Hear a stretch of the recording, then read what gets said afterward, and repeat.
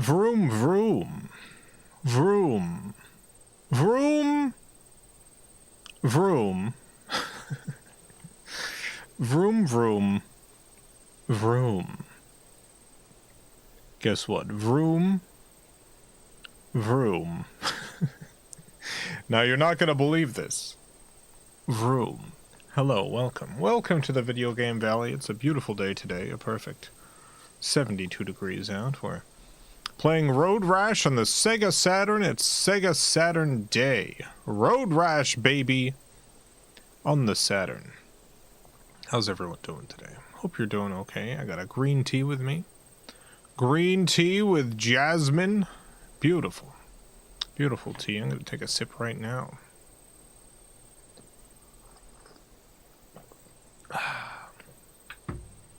Delightful.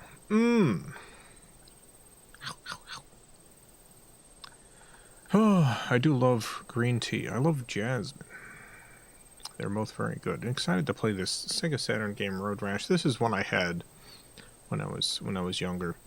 When I was a tiny baby, I had this game, and I do think the Saturn version is my favorite version of this. I've played it on the 3DO. I've played it on, I think, the PlayStation 1. And I do think the Saturn is my #1 pick for for Road Rash. The 3DO has better vroom vroom sounds. I gotta be honest. The Saturn version just runs so smoothly.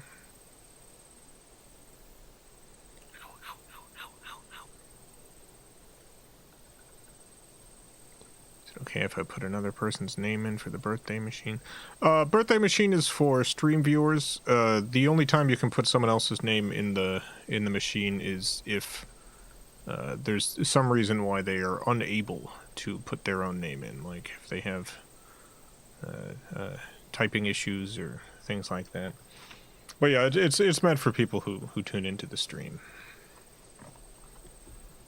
as opposed to just like relatives and stuff. Brad, thank you for the $4.99. My modded Saturn cart I bought yesterday has a bunch of smut games, but no Sonic R, Daytona USA, or Pebble Beach Golf. Dang it. Those ROMs are pretty easy to find. I don't know how easy it is to put on the cart you got. I don't know specifically what cart you ended up with. But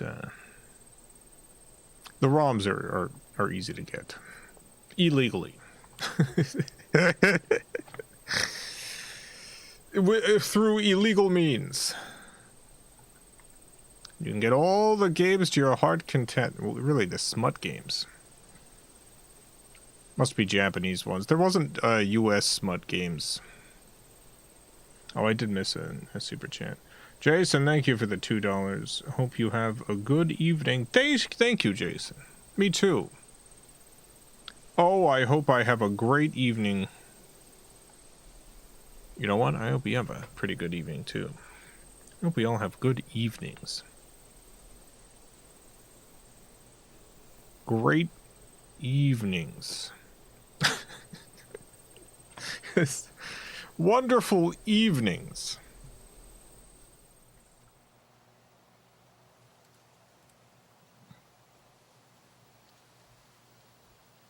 It's a lot of smut. It's actually shocking.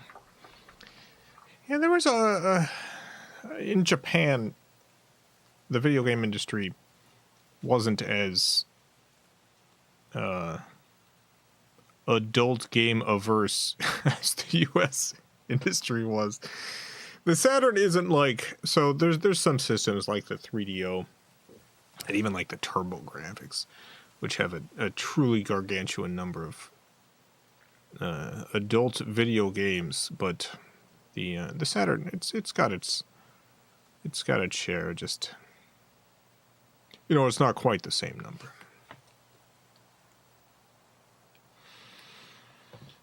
It's probably a lot of Mahjong stuff. Mahjong was a very popular, I guess still is a very popular game in Japan, and in the US there was like a period of time in which they were making a bunch of like strip poker games because people knew how to play poker. But in Japan it was all Mahjong. It's all Mahjong.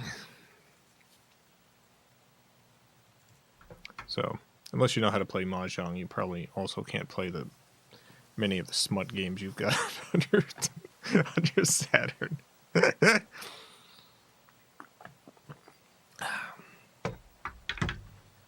All right, I guess we can get going. Oh wait, 1 second.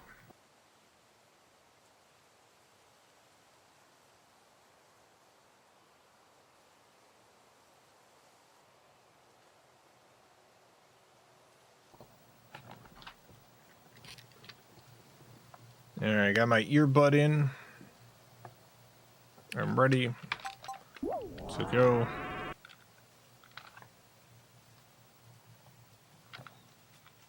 There's the Sega Saturn ship flying around. Beautiful.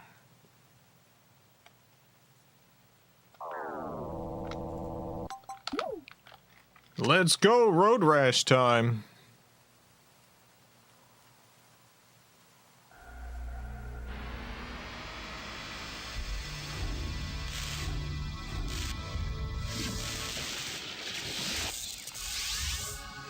Electronic Arts Studios.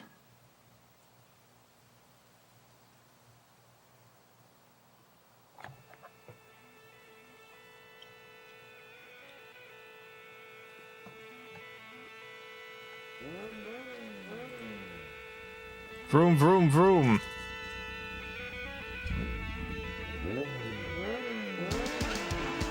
Yeah.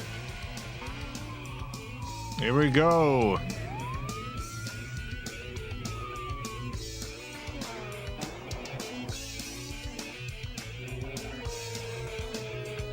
Time to get rashes from the road.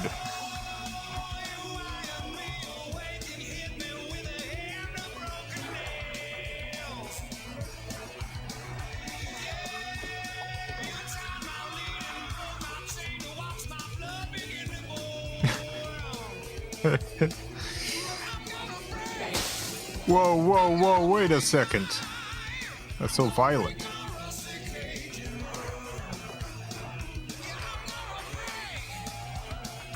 Yeah.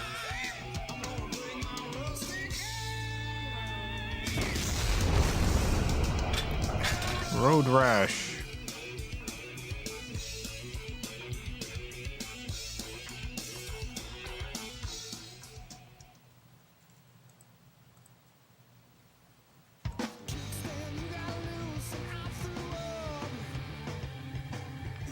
Electronic Arts Studios presents Road Rash. Presented in Dolby Surround. Really. Road Rash, 32-bit production team, and game credits. We hope you find Road Rash as entertaining as we do. Games are a great way to act out fantasies in a virtual environment when no one gets hurt.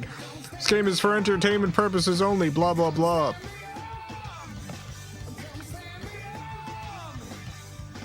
This is all, I want you to know, this is all a fantasy.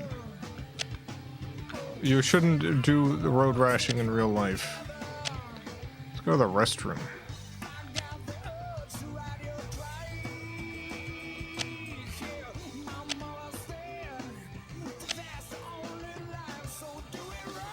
I don't know what thrash mode is. I don't know what big game mode is. I played this so much, but I just do not remember.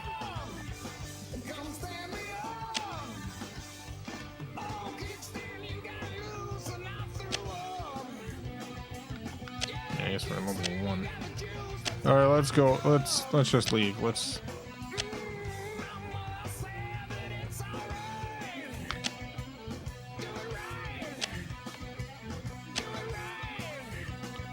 go to the city.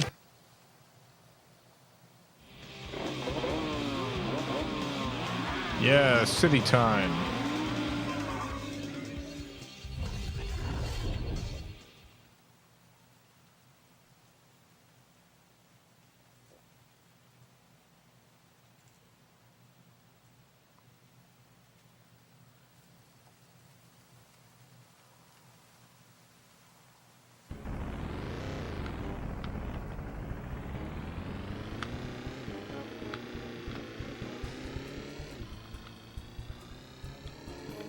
Alright, you gotta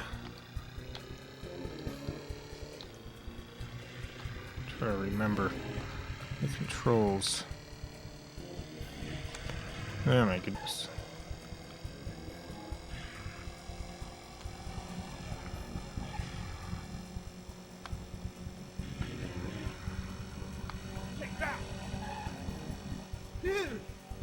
Gobble, gobble, gobble, gobble, gobble, gobble, gobble, gobble. I love how you have to walk all the way back.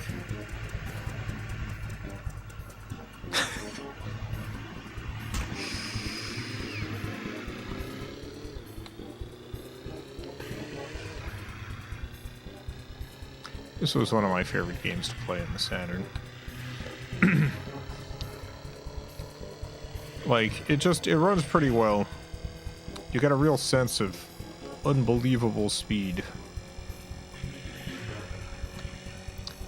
And, I know the, like, the 3D effects and stuff are quite primitive by today's standard, but let me tell you, when I would play this, I'd be amazed. I would just really want to walk around in this city. Which you cannot do, unfortunately, but I just wanted to walk around. I wanted to, oh god, oh my god. Okay. Great game. Oh no. Son of a gun.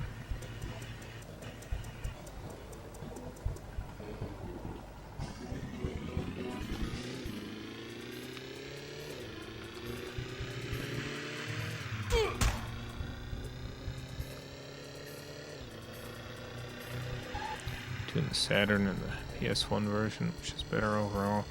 PS1 version is pretty good. I do prefer the Saturn version. Need a weapon? Yeah, I need a weapon. And the 3DO version is also very good. The 3DO version, I think, has the best audio of any of the versions, but it does run a lot slower.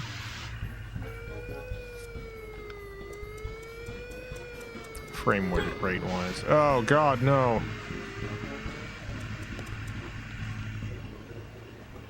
Cops are after me.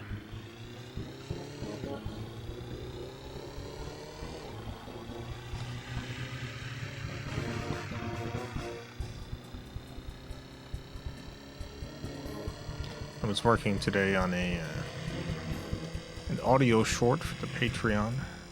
I think I'm putting that up tonight. It's basically done. I just didn't get it finished completely before the stream. It's a new audio short going up on the Patreon for anyone who's at that level.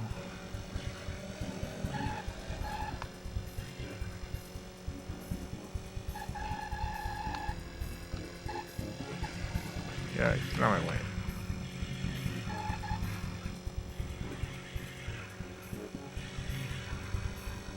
It's about soup.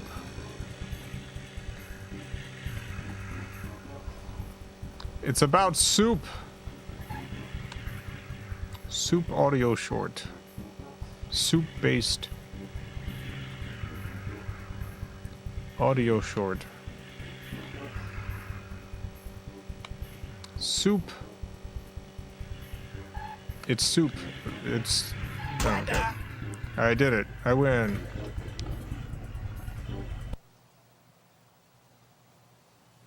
Please put up those barks on the Patreon. They're already there. The barks are on the Patreon.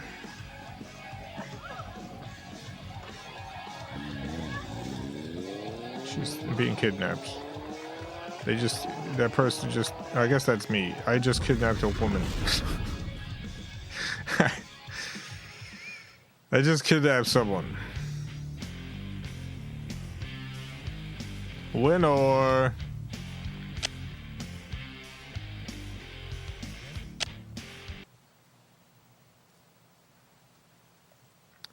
Oh my god. Definitely not supposed to look like that. There's some sort of memory issue. It has not loaded this image correctly. Oh, there we go.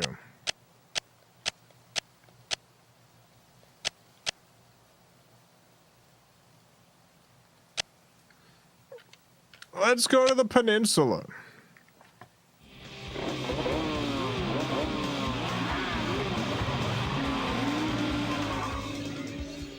Yeah, I should probably be doing big game mode, because then you earn money and stuff. You use to upgrade your bicycles. your bicycles.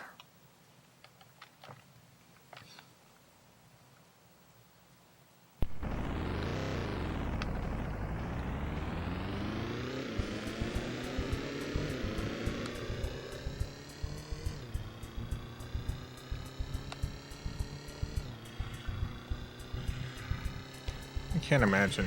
I know this is not a thing that most people do. I cannot imagine kidnapping someone. Hey, get out of here. I can't imagine kidnapping a person. I realize not many people in the course of their life go and kidnap someone. It's not a normal thing to do.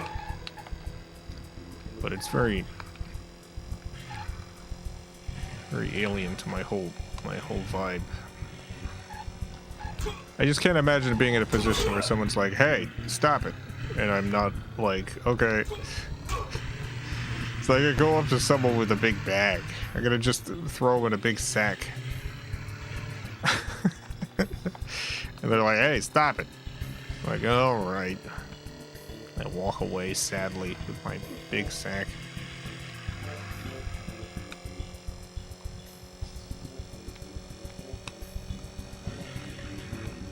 I guess I won't kidnap you.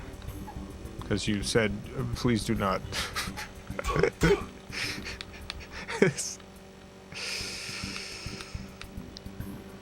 Please don't. Okay. Well, you know best. Ah, no! I just got some road rash.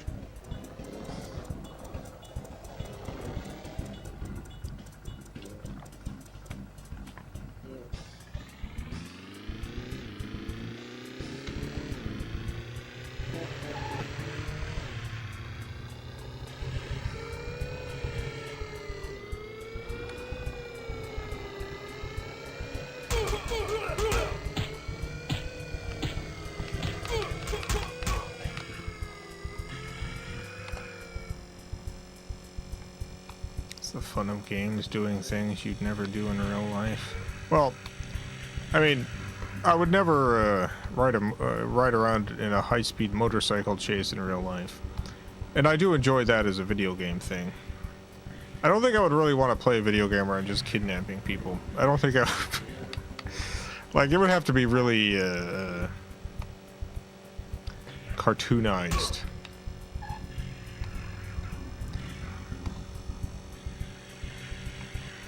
I guess you kind of kidnap people in Katamari. You're rolling them up into a big ball. You know, stuff like that.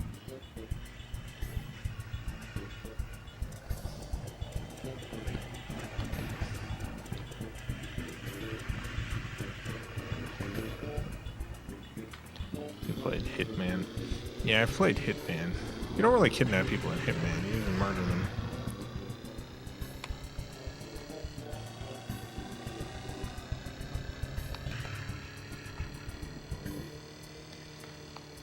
It's weird that, like, you know, a murder simulator like Hitman doesn't bother me nearly as much as, like, simulated kidnapping in a video game would. We're just, like, the planning an elaborate kidnap.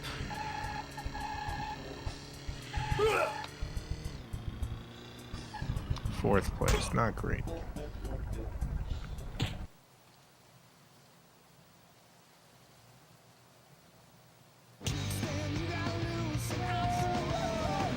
I lost.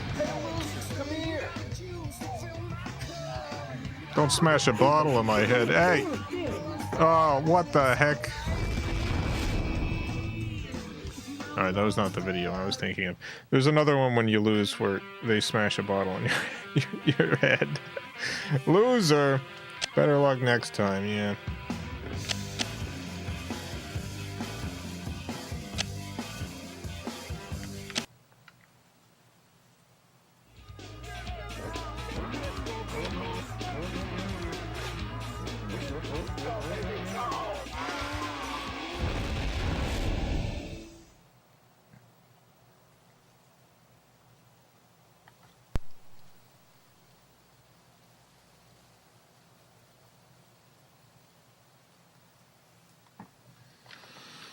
Let's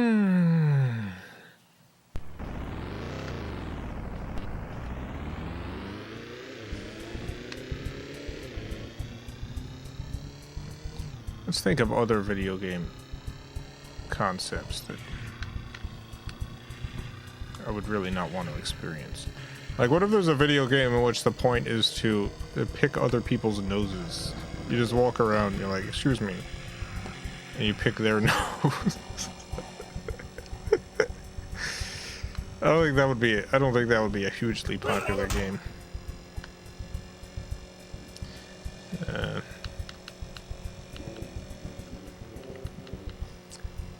It's a board game. Is there a board game like that?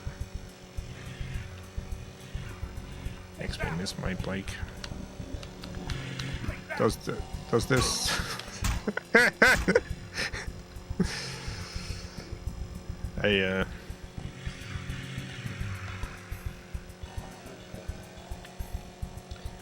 Riding around in a motorcycle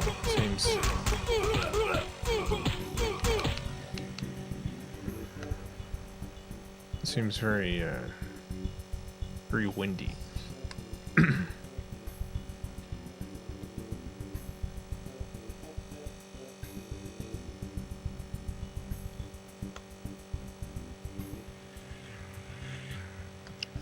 Gooey Louie was a thing. Oh, Gooey Louie. My God, I forgot all about Gooey Louie. You're right. Gooey Louie.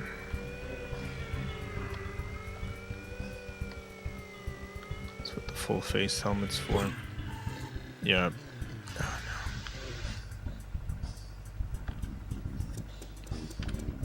I have a sound effects library that's specifically someone with a motorcycle recorded the wind sound of riding around in a motorcycle. It's a very good library. It's great for adding a sense of speed to sounds. It's not just for like motorcycle stuff, but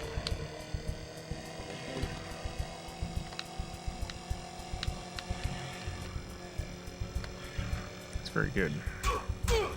Get out of my way.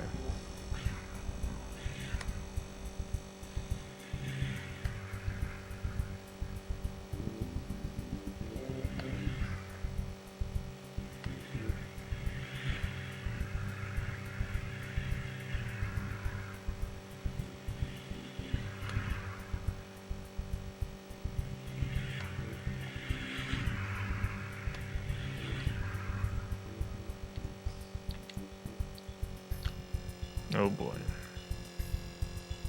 Almost docked up there.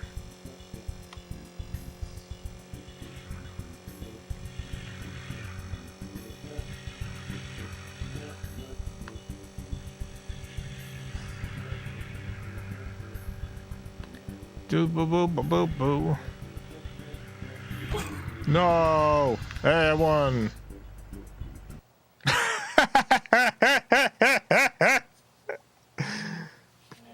Yeah! Oh, am I gonna kidnap a woman again?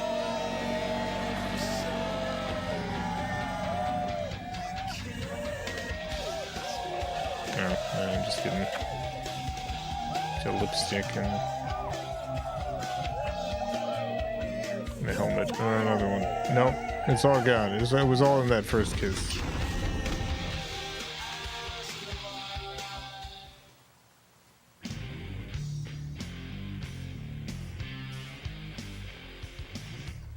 Making a lot of assumptions about the people playing this game.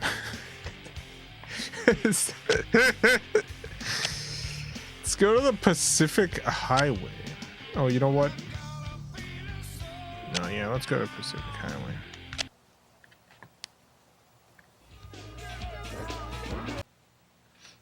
Oh.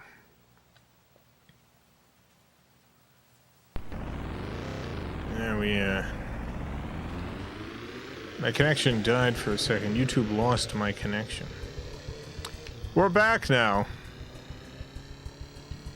We're back, but we were gone for a second. It's back now. Hello.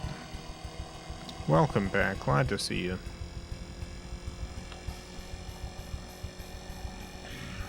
YouTube's having all sorts of issues lately. People's usernames are still in chat instead of their display names, which is very weird.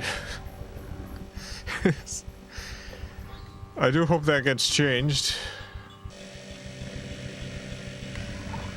I thought for sure it was a bug, but I saw someone complaining about it on Twitter, and YouTube support responded with, "We'll take your feedback into consideration," so it didn't seem like a bug thing.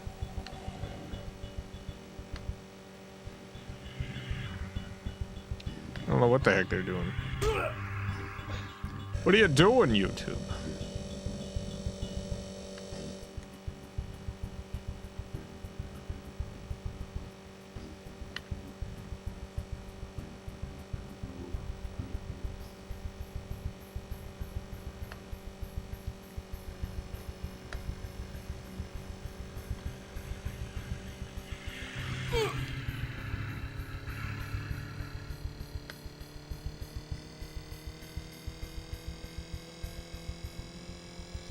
Back in the big city. New York, baby. Alright, we're out of New York. Now we're in New Jersey. New Jersey, baby. Now we're out of New Jersey.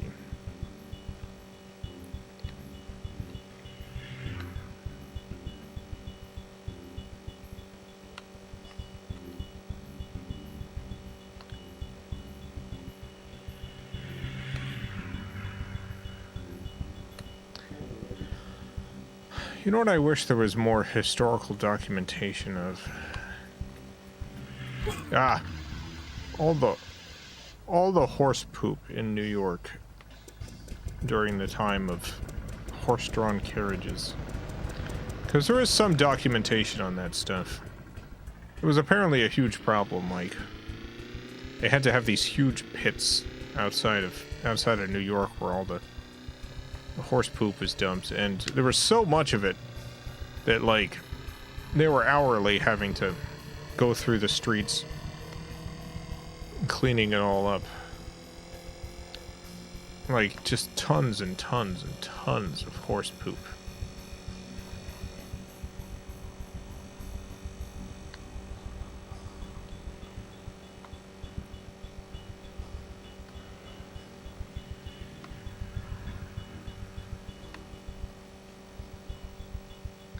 Like, this was a massive problem for the city. Hey, we did it.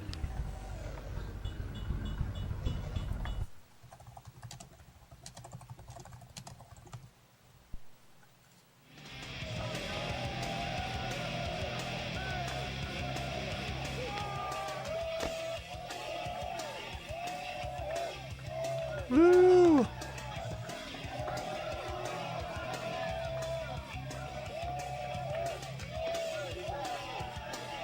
I don't really know what's going on here.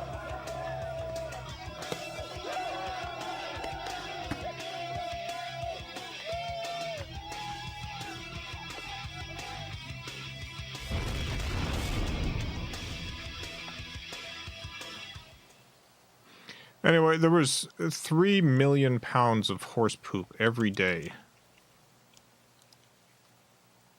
that needed to be disposed of. 3 million pounds a day.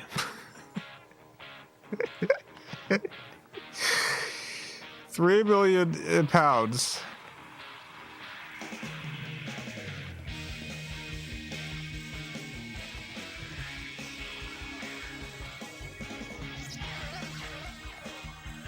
Whenever you see, like, sounds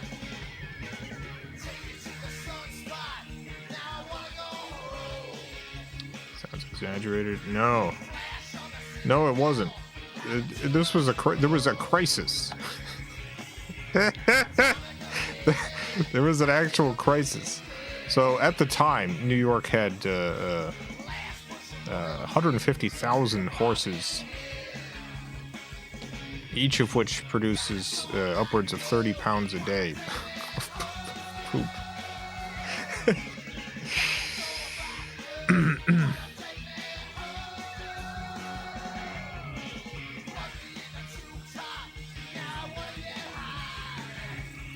But yeah, when you see stuff about like early New York, you don't see. They usually don't include the horse poop stuff.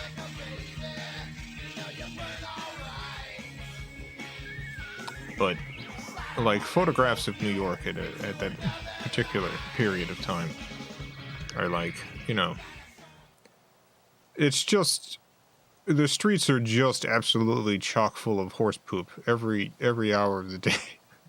They're constantly picking this stuff up. Like they're just going through the streets, scraping up the horse poop and sending it off to farms or a huge pit outside of town.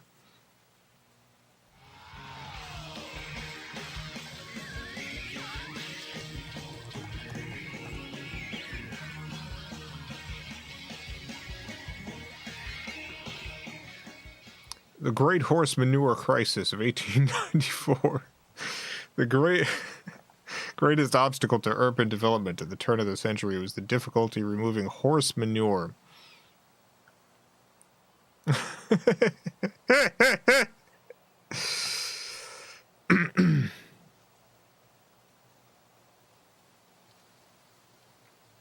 Yeah, it was a...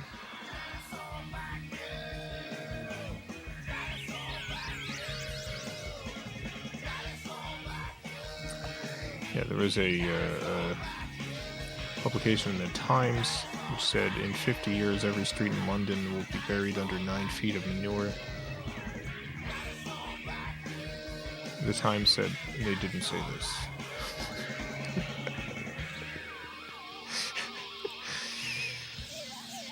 But yeah, it was pretty poopy in New York and other major cities until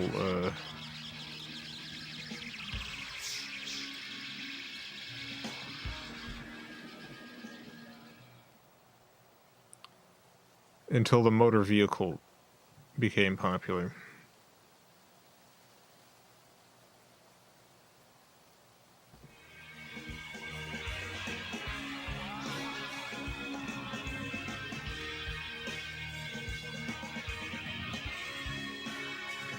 Millions of pounds a day of horse poop. Sierra Nevada.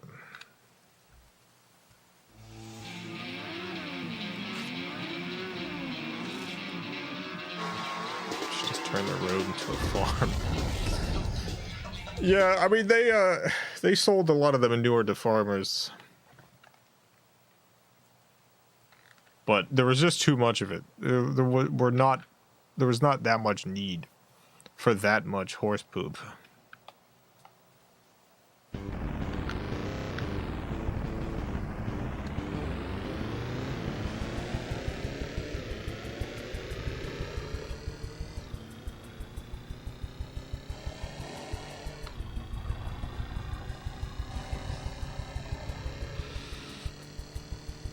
Too much in the streets.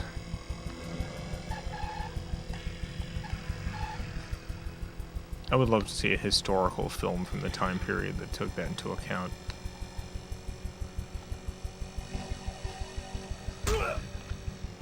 Let's head on down to Wall Street. Oh, God. Oh, jeez. How are we gonna get through all this? Where are the poop sweepers? They haven't swept up all the poop.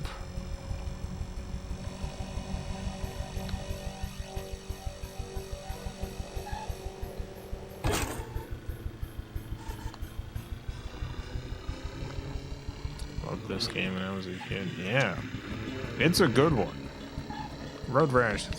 Oh, hey. Great video game.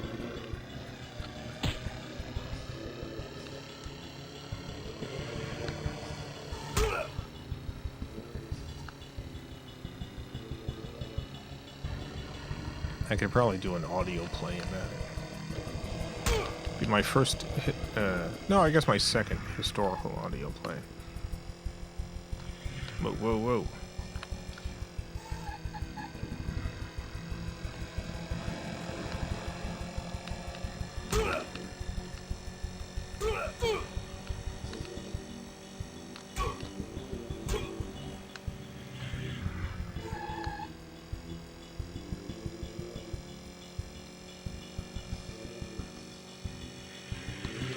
Oh no!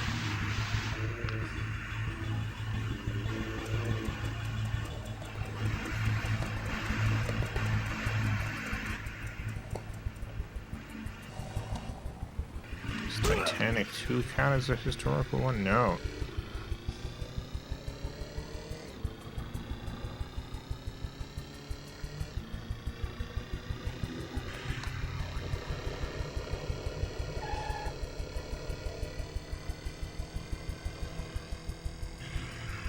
Are you walking that off? I got strong bones.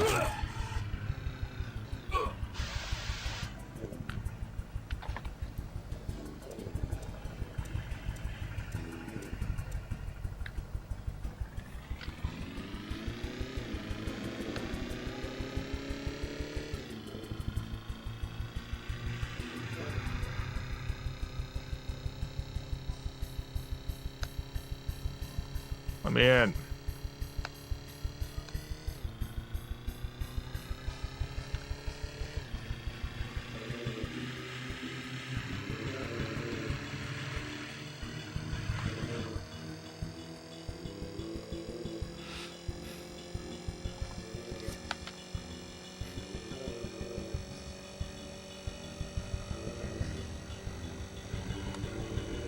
Millions upon millions of pounds of horse manure.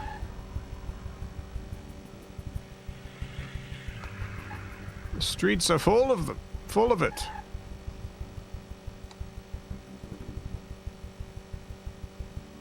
Sixth place. Dang it.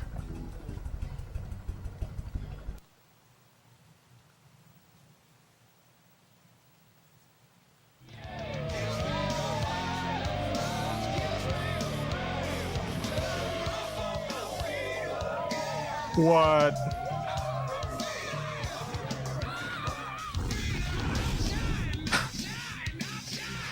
This is very rude.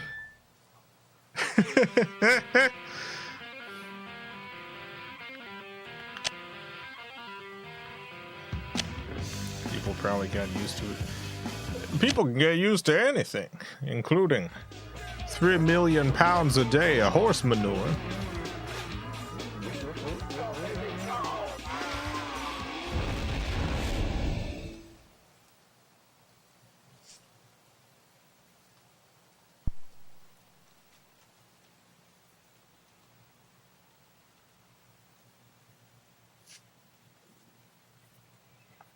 Yeah, imagine New York City. You know, you see how many people there are in New York. Now, there weren't that many people back then, but there were still a lot of people. A good amount of people in New York. Now, think of all those cars you see in the street. Now, imagine if every one of those cars was pooping all the time. It's a big problem.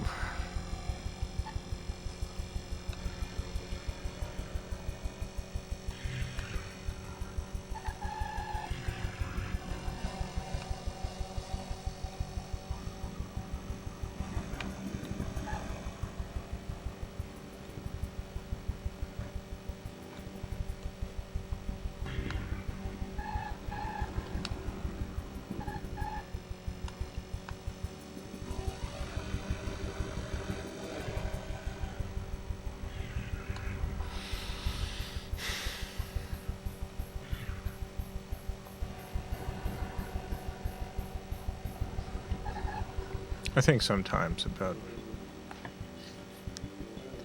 what humanity has lost over the years. Because there's a lot that has been lost, just even in my own lifetime. But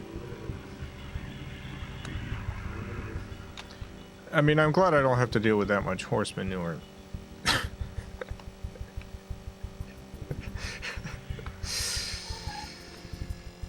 But, you know, there was a period of time in which you could move to a city, and you could just say your name was whatever, You could just go to the city and be like, hello, my name is Derek Guyman. And then be like, hello, Derek. And if they wanted to prove that you weren't Derek Guyman, they would have to go through a whole lot of work. They would have to go to your hometown and ask people who knew you. Because there was a period of time in the United States in which people just didn't... There wasn't, like, social security numbers. There wasn't big databases of information about you.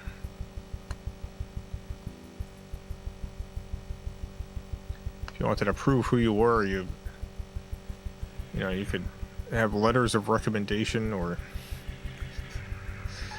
you could have correspondence from your bank. To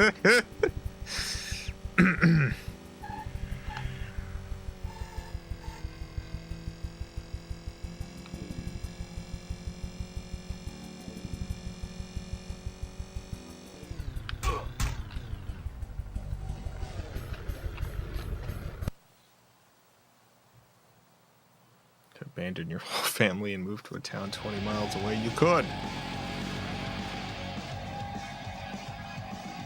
It was so easy. Oh, we're kidnapping someone again.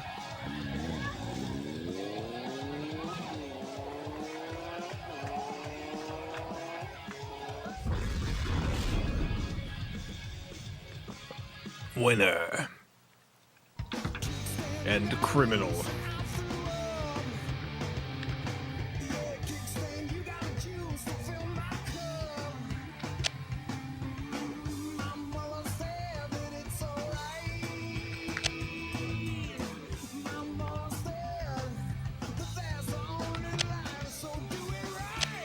Ever think about the fact that it's possible there are two historical people who are the same person because of this? Like, it's not impossible that some historical figure changed their identity and became another historical figure. How would we know?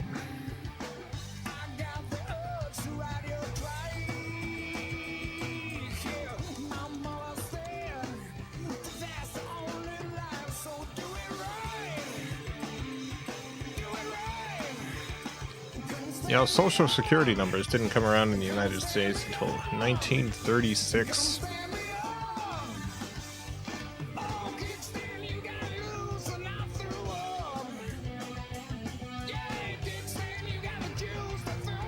So, like, there's still some people alive in the United States who are born without a social security number. Let's go to Napa Valley.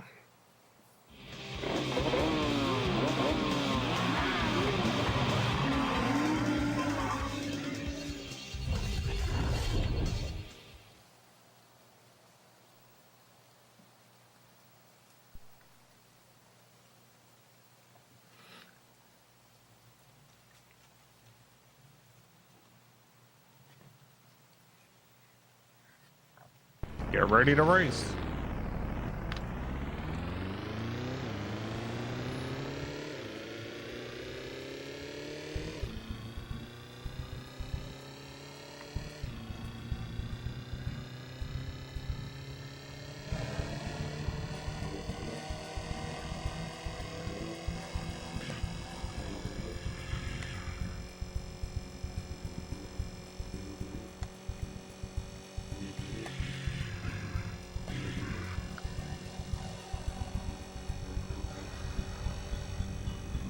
Another thing that's hard to really get your head around is we're living at a time in which, like,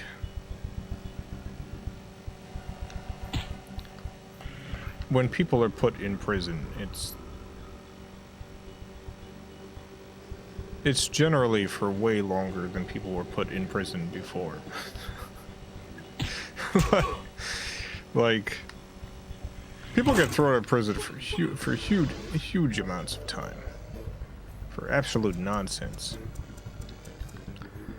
Like, there was a period of time in which, like in the United States, there was this woman, I forget what her name is, if anyone knows, please let me know, but she was very much, she was a teetotaler. Hated alcohol. Primarily because of the number of alcoholic men who would commit acts of domestic violence against their wives. And she would go from saloon to saloon with a hatchet and just start ruining the saloon. She would just she would go from place to place with a hatchet. Carry a nation. Yeah, carry a nation, that's it. Carry a nation. She would go with a hatchet and she would start just destroying the saloon. She formed a group, and groups of women would show up at saloons with hatchets and just absolutely destroy the place. And, you know, they would get arrested, thrown in prison, but, you know, the prison time for crimes like that at the time was pretty low. So she would be out a few weeks later, bringing her hatchet to another saloon. Just keep doing it. You'd have people who just get, like, arrested 100 times during the course of their life.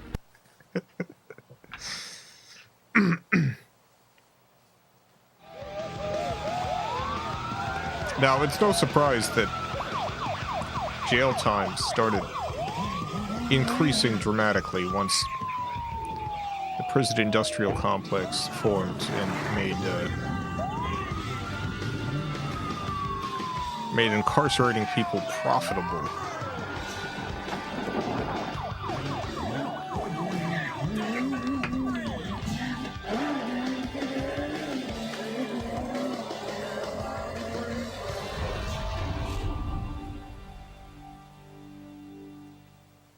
New level. Nice. Winner.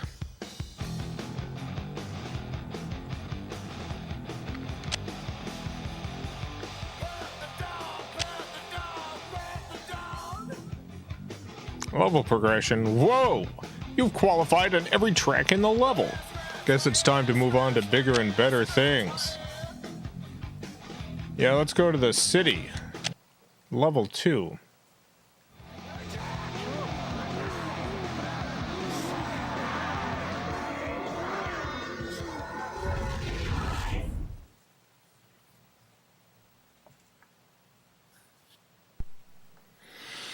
Get ready to race.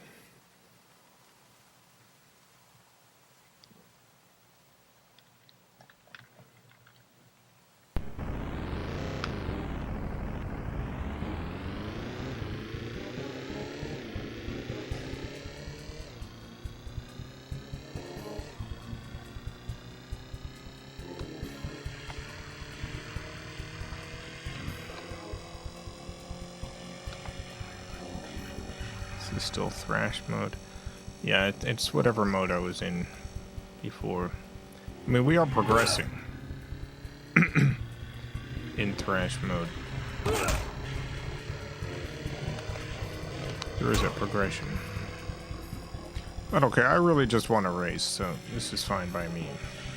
I just enjoy zooming around these maps.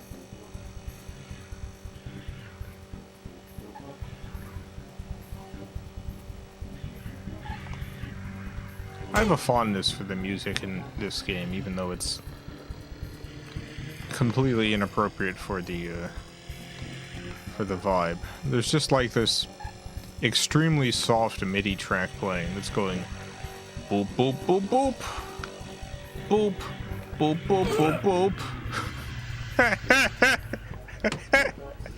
Like, that's all it's doing. It's just boop boop boop boop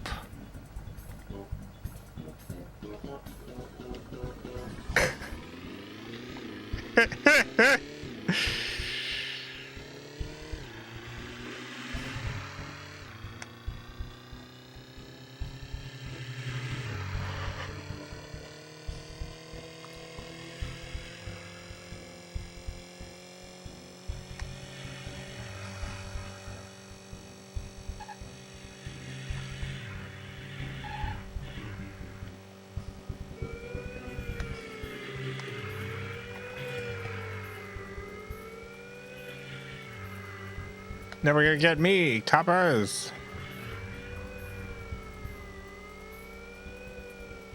I'm too speedy fast, speedy quick.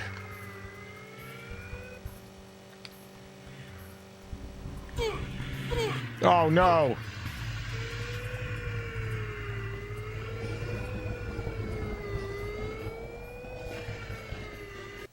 Dang it, I got arrested.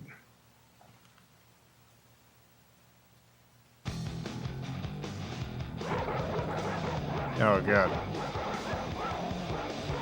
Jesus.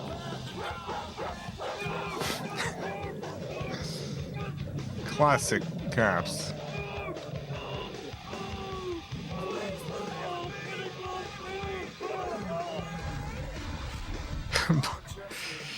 Busted.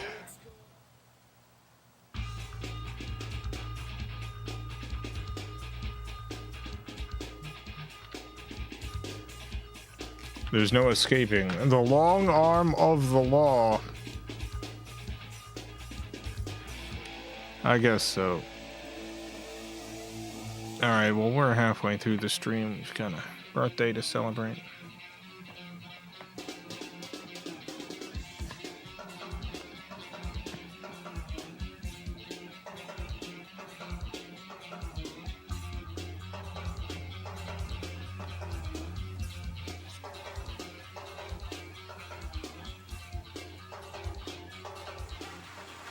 Alright. Today it is Rebecca's birthday. Happy birthday, Rebecca. Let's see what the machine's got to say to Rebecca. It's June 29th. No, 9th. No, it said carefully. But I didn't.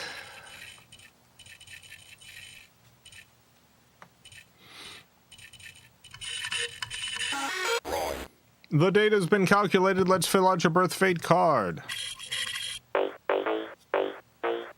Said data, not date. Oh, dang it. Well, I hope that's the date it wants then. Let's see what your luck number for the year is. 293. Nice. How about your letter? It just doesn't know what to do with these two sticks. How's the weather? Drippy. Any of this hatch an egg? No. Birthday machine has written a poem just for you, Rebecca. Here's your poem. Sneaky triangle. Development that pours. Development that achieves. Sneaky triangle pours and achieves. We impress the triangle. We are the triangle. Light triangle. The triangle prefers.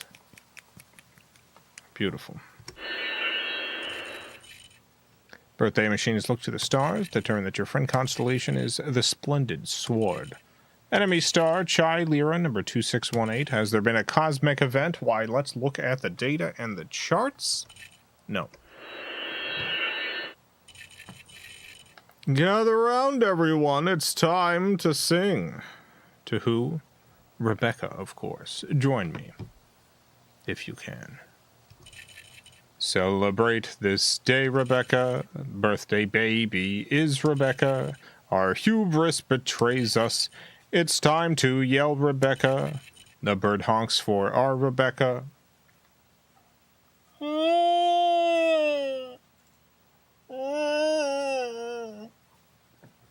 That's kind of a honk. Clap together for Rebecca. Your face hides a secret, a kingdom of bugs. Beautiful. Finally, we have a one-of-a-kind work of art created by the machine just for you, Rebecca. Here it is, your one-of-a-kind work of art. Wonderful. Look at this beautiful piece. Happy birthday, Rebecca. I hope you have a wonderful, wonderful birthday. And many more. And here's something I didn't realize. Apparently, if you don't push anything, a music video plays.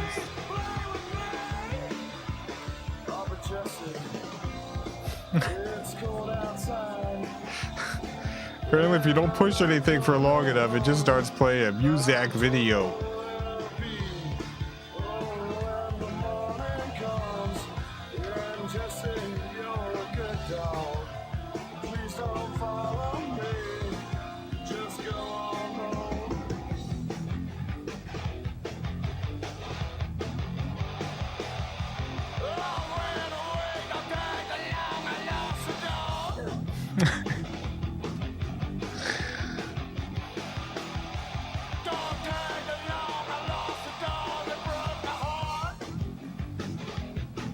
Alright. Busted. As you sit in county jail for a month, you lose all qualifications for this level. What? My God.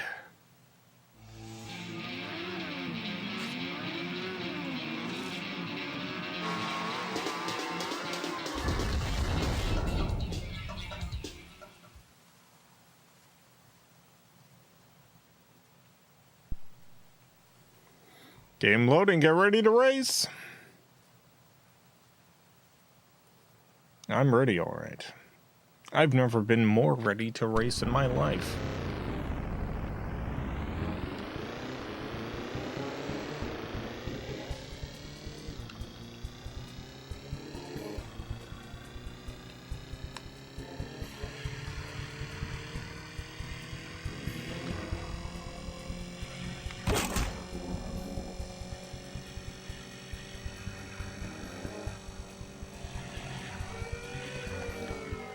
This is peak gaming. It's never been better than this. You hear me? It's funny. I do genuinely think that there's very few racing games I've played that I've gotten more joy out of. Oop. Than Road Rash. No! No, not again!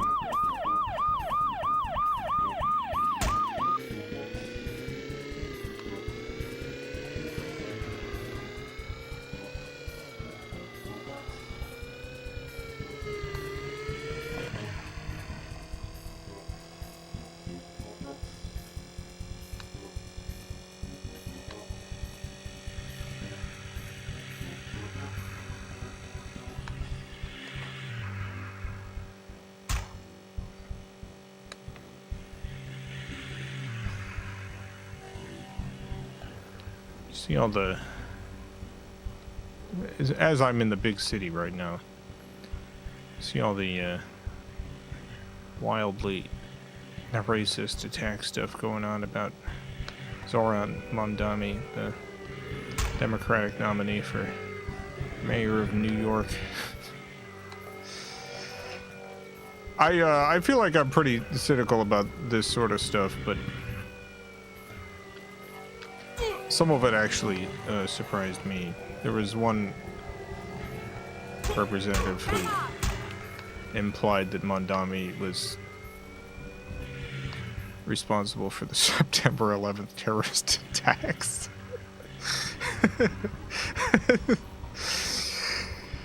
Mondani did 9/11. I didn't think I would see this one brought out again. For the record, he was 9 years old when that happened. He was 9 years old.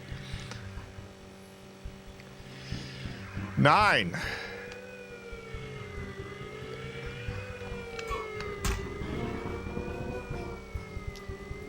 Nine 9/11.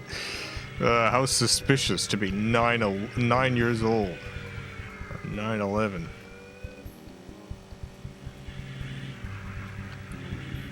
You can tell that this is a guy that might actually implement some of his policies on account of how much both Democrats and Republicans are freaking out about this guy. There's so few politicians that in any way actually threaten the status quo.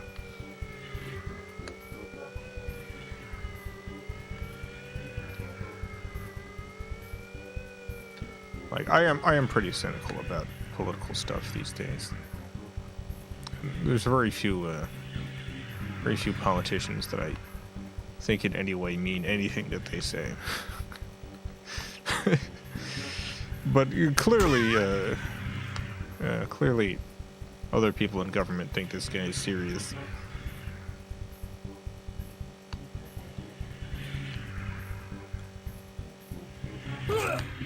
Oh God! Oh no!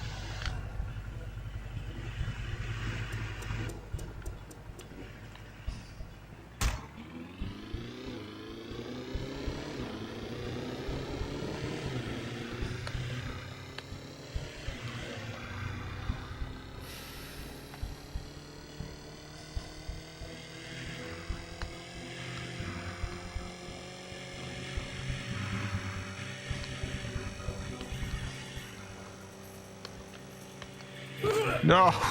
Son of a gun. You hit an old lady. I did. It was wrong of me. I apologize.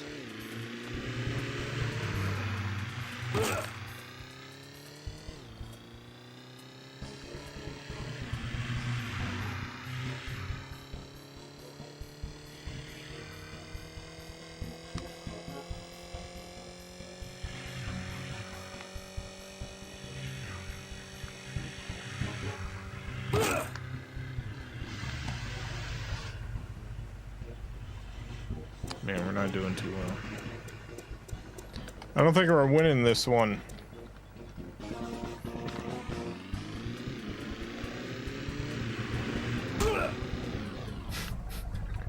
Nope.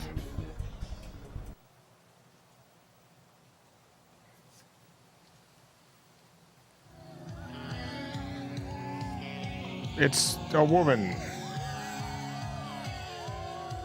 Get out of my face.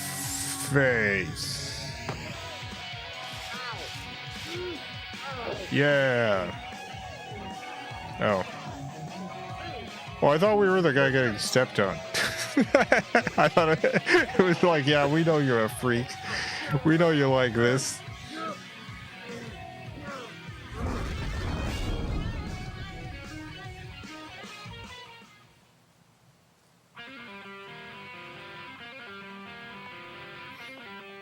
You're a loser, man. Better luck next time. Oh no, yeah, we lost, so we were that guy. Okay. No, I mean that was fine.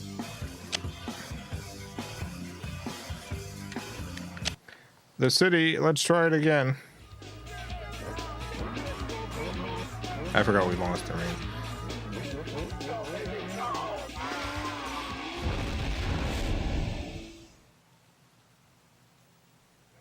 There's got to be at least one person who played this game and lost intentionally to try to get that cutscene.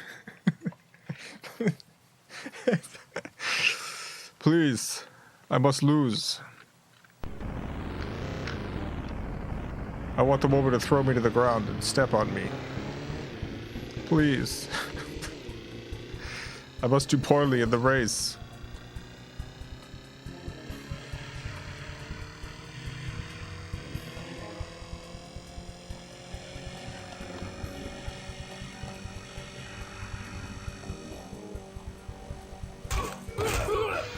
Dang it.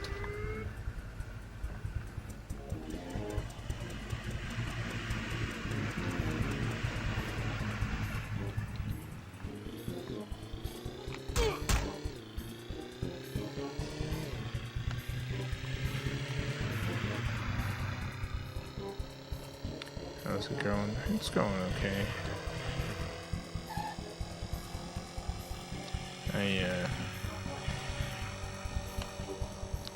I was just working on an audio short for the Patreon today. Tomorrow I'm going to do some writing.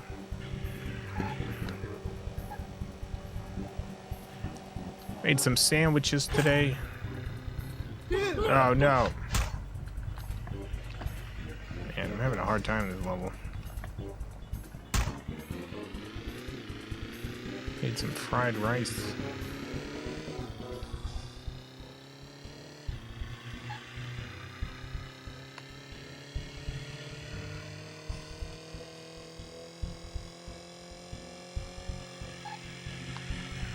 Describe these sandwiches. They were just sandwiches. I don't know. I got some hoagie rolls, some vegan deli slices, bunch of veggie stuff, spinach, arugula,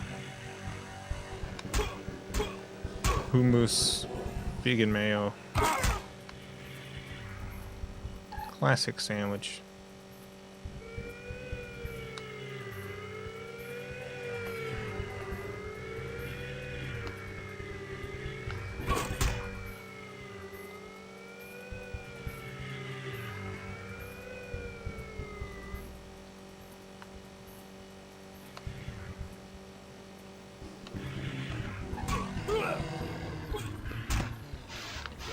Watching lots of sandwiches of history lately.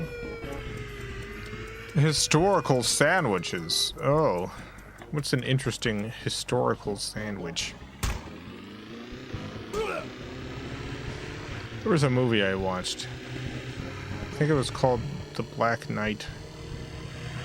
I forget what black comedian it's starred in it, and the thing was he traveled back in time to the Middle Ages, and he showed everyone how to make cheeseburgers and stuff.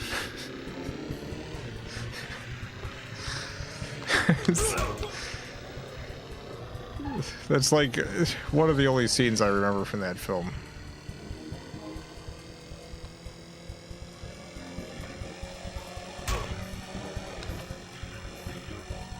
Martin Lawrence, that makes sense. He was like, do you have rolls and beef?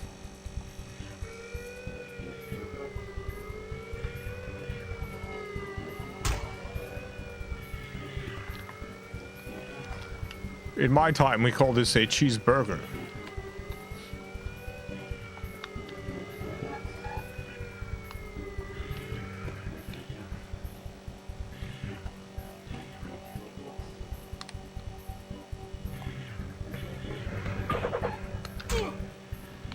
Sometimes I think about the fact that if I got sent back in time to like the Middle Ages, I just don't think I have enough knowledge to really give me an edge. You know what I mean? Like the various qualities that would make me a big success in the Middle Ages, I just don't have, and I don't really have enough knowledge to put me at a competitive advantage.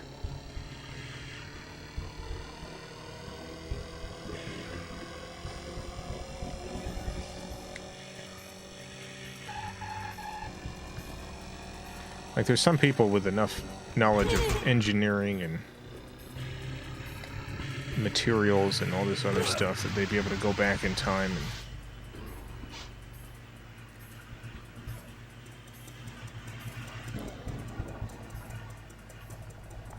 really create something incredible. Not me. Would love your ghost drawings. Yeah, I'd be like, I'm an artist. And they're like, all right, we will sit for a portrait. Here are your oils. Be like, no. Sorry, do you have a Wacom? You have a Wacom tablet. I could draw a cool horse for you.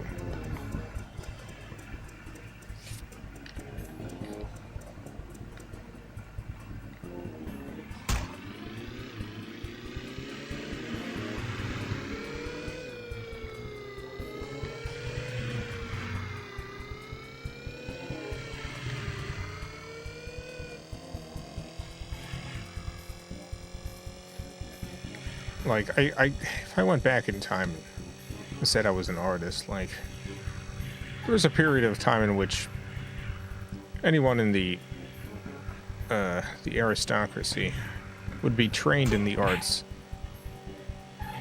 to a much larger degree than I have been trained. or like me showing up and saying I'm an artist. But like, I can't do any better than, I would do significantly worse than just any random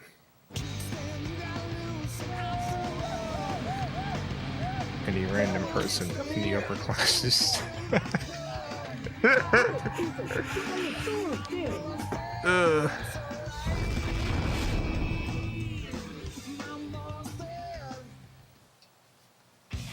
Steal any famous play. Well, see, that's the thing. I don't remember. I don't have a good enough memory. I couldn't be like, hey, get a load of this. It's Shakespeare, who will be alive in a few hundred years. Or, here's To Kill a Mockingbird. You won't understand it.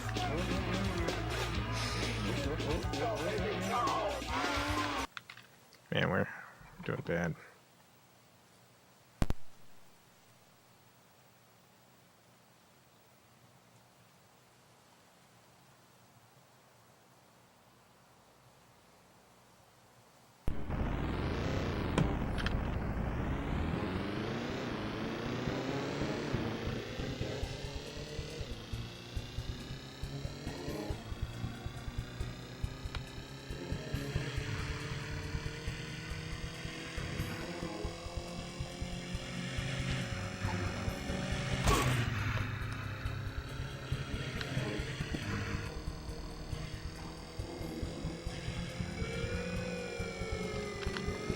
No.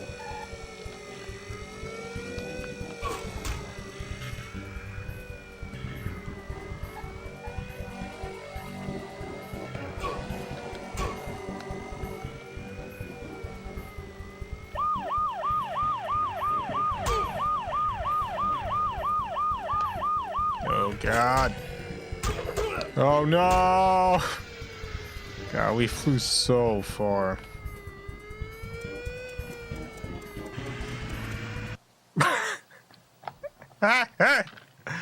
Oh, boy.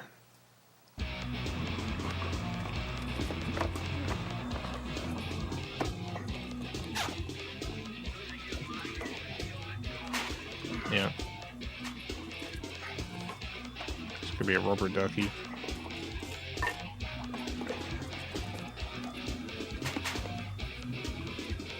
Whoa, a shotgun?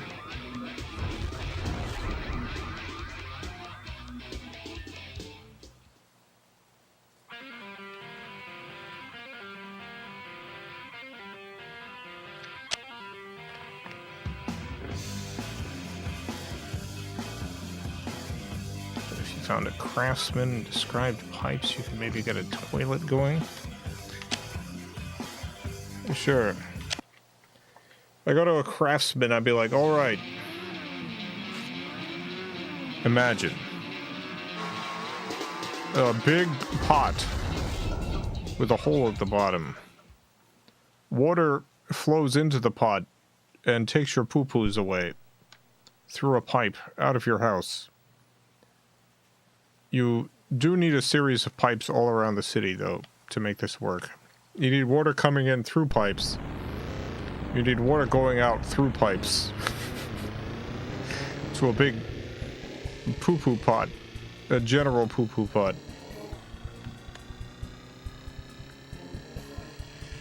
Trust me, this is gonna be big.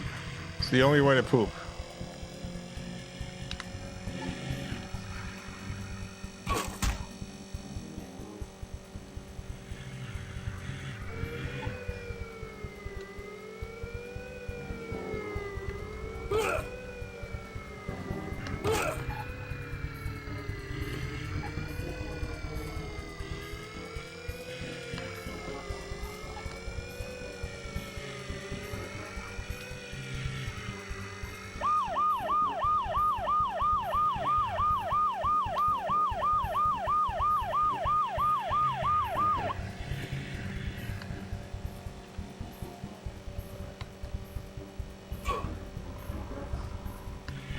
No!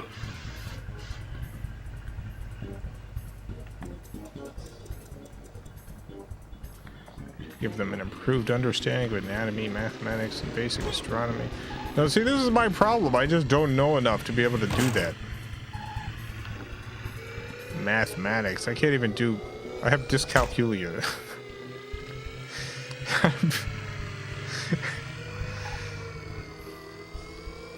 Anatomy. All right. I mean, there's some things I could tell them that they probably wouldn't believe. All right, there's tiny creatures who make you sick. They're called germs. They're everywhere. They're what cause most diseases. They're all over the place.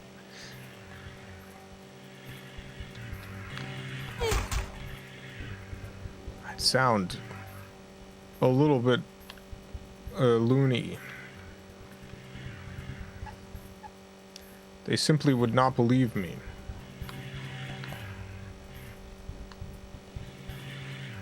Just like what happened in real life when this was discovered.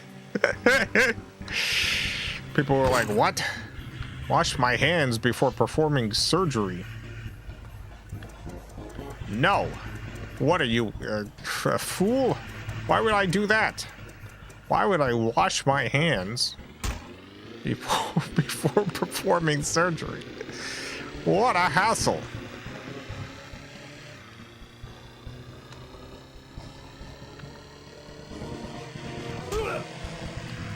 It's not that new.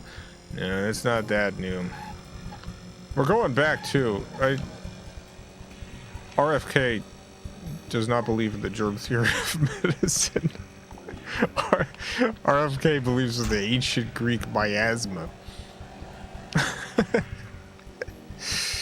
Disease comes from bad vibes in the air. Yeah.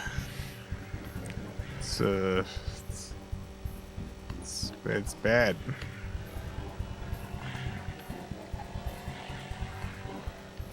I'm not doing a bit here.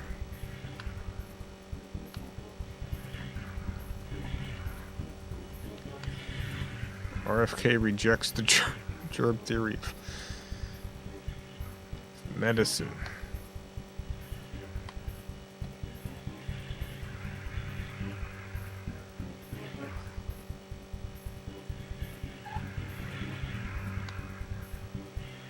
Going back to miasma, baby.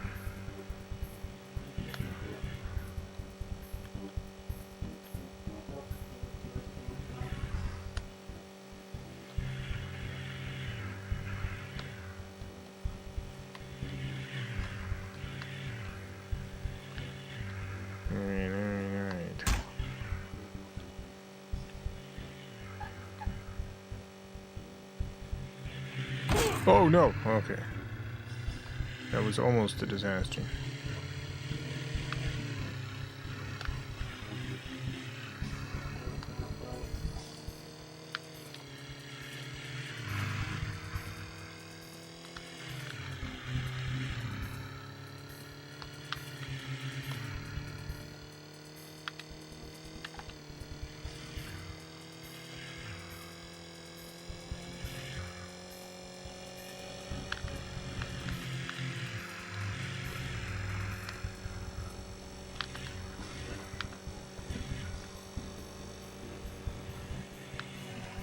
Hey, get back here. Oh my god. Well, we got second place.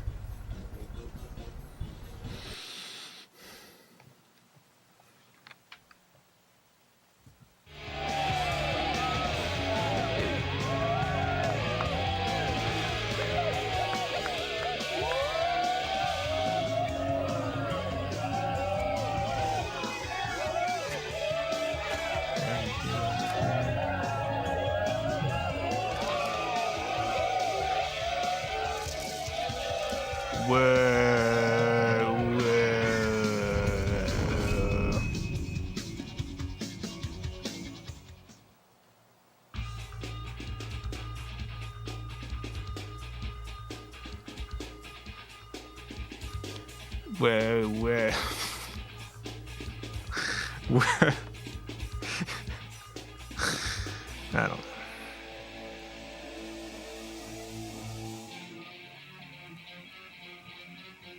Were you the lady? I have no idea.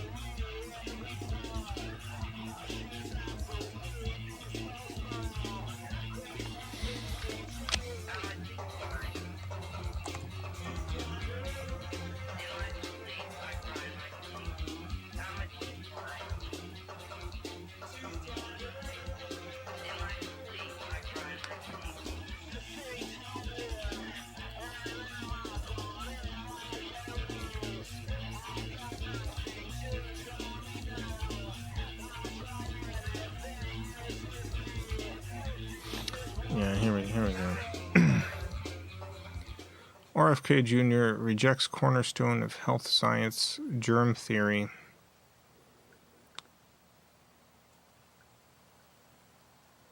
He wrote a section in his 2021 book. The section is titled Miasma versus Germ Theory in the chapter The White Man's Burden. Kennedy promotes the miasma theory. Well, yeah.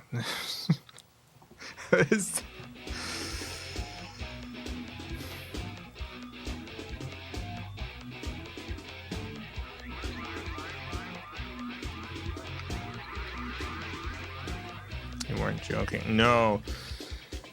No, I mean, this is... I feel like this is not brought up as much anymore, but RFK Jr. did have part of his brain eaten by parasitic brain worms. I don't know if he was like this before that.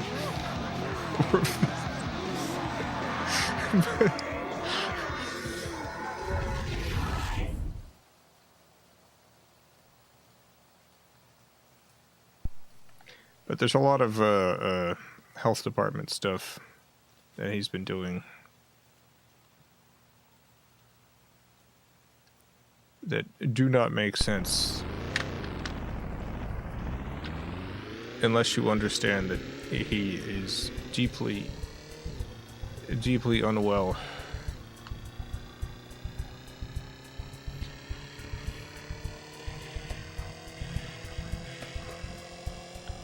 Like, he does believe that all vaccines should be outlawed in the United States, that we should not have vaccines. One of the cornerstones of modern medical science, one of the greatest achievements, vaccines. Should get rid of them.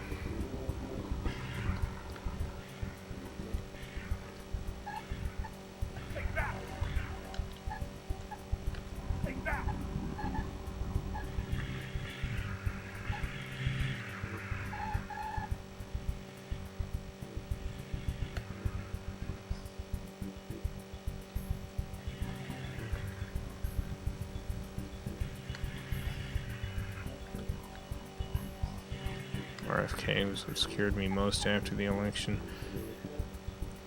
Yeah, I mean, there's a lot to be scared of with the United States government in general, but this is kind of like this is kind of like when people were ruled by a king who literally thought he was made of glass. Like, there was that king. He thought he was literally made of glass.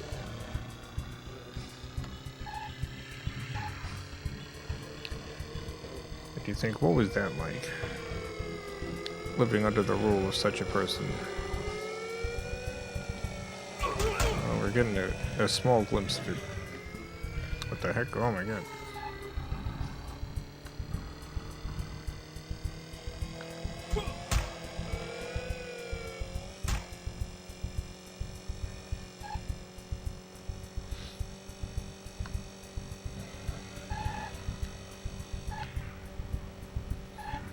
Like, there's a lot of people in government who are wildly bigoted, wildly what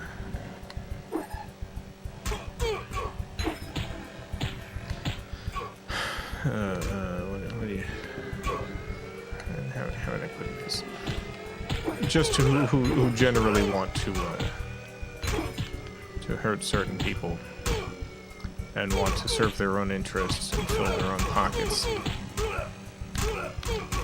RFK Jr. is unique in that he's also actually he's actually lost his mind. A lot of his decisions are not being made for any of those classical bad reasons, but because he's literal brainworms. Yeah, literal brainworms. We lost our qualifications again, man. I can't believe we had one qualification. A lot of politicians seem senile. Yeah, this is different than senile, but there is a lot of politicians in the United States who are super old and have Alzheimer's. There's a good number of them. A large number. The average age of people in government is higher than it's ever been.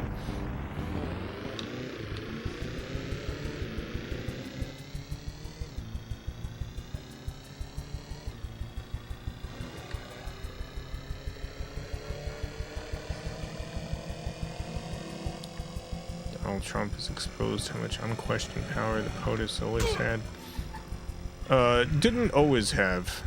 This is a modern thing. Like,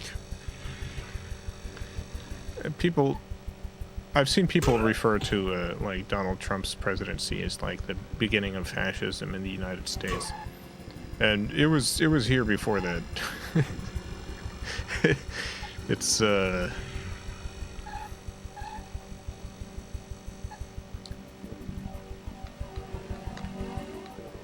like someone like Donald Trump would not be able to do the things he's doing had he gotten elected like 50 years ago. The United States, from its beginning, has been a pretty monstrous place for various people. But the modern like fascism in the United States government, I mean, you could always trace this stuff back all the way to the beginning, but the modern stuff, the powers that are being used today are specifically from the George W. Bush administration. The power grabs that happened after 9/11.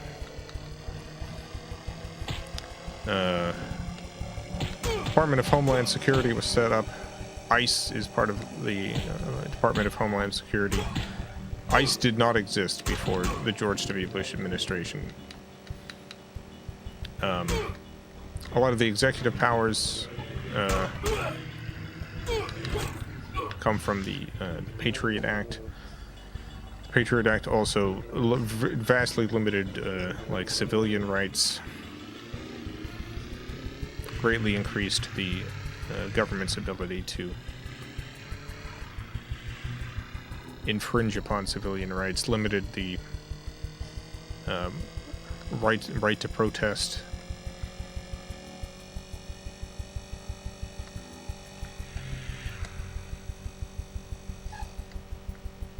Like, there were a number of people, myself included, who referred to this stuff as fascist when it was happening back in the George W. Bush administration. And many people, myself included, very foolishly thought that Barack Obama, if elected, would roll back these powers. But instead, he dramatically increased them. He greatly increased them.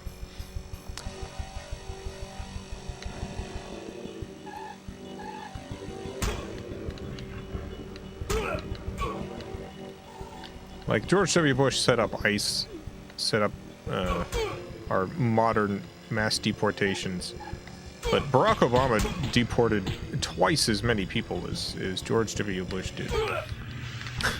He deported twice as many people. You know, during Trump's first administration, like, he made a big deal out of deporting people, but what he did was he made the deportations much crueler and much less efficient. The Obama administration was extremely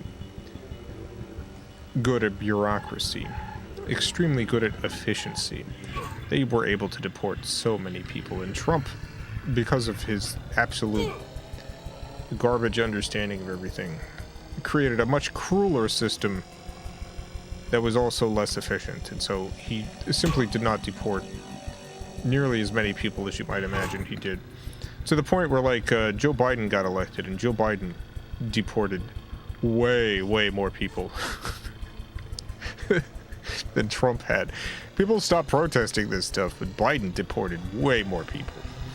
To the point where when he was running for re-election initially, Biden made fun of Trump for how few people Trump deported. 10.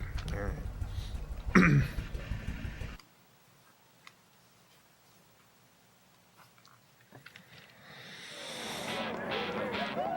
Lost.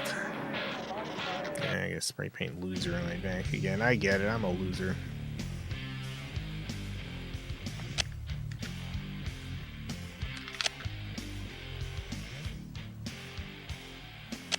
Let's go to Napa Valley again.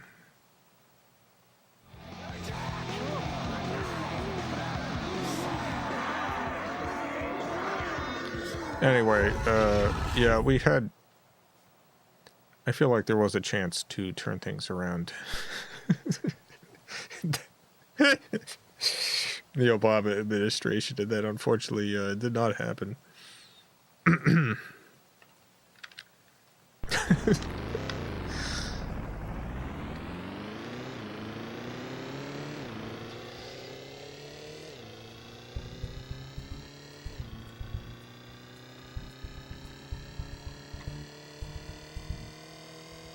But yeah, my big worry is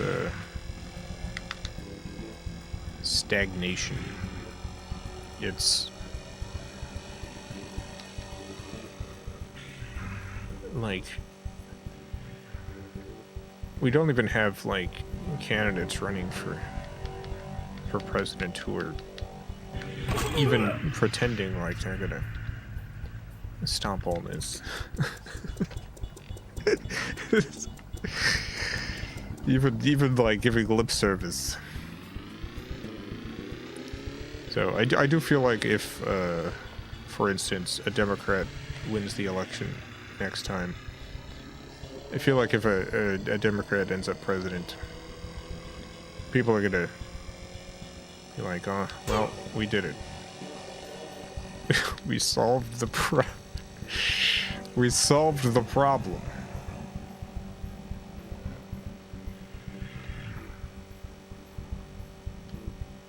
All done. The day has been saved.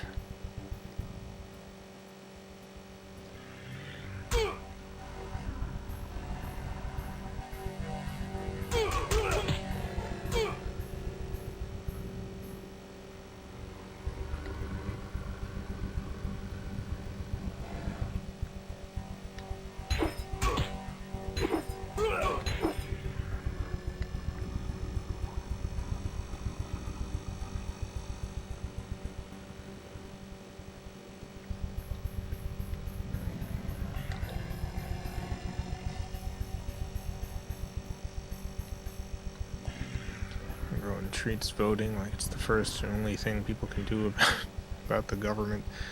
Yeah. I mean, and it's, you know, I do try not to get too frustrated with people because there's a huge amount of propaganda that gets people to this point. Like, both political parties in the United States really want the current state of affairs. It keeps them in power forever. It keeps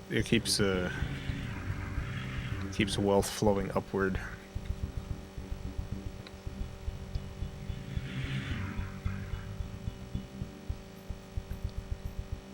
Yeah, we're doing pretty good here.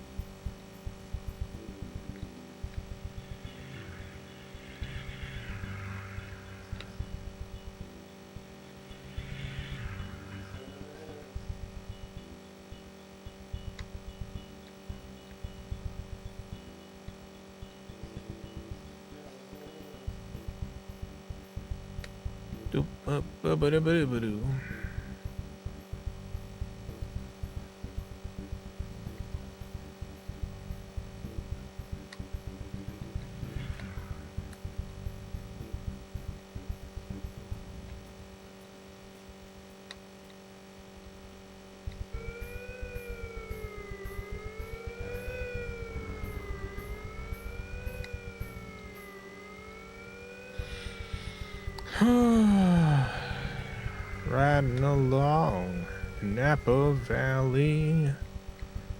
Napa Valley. Oh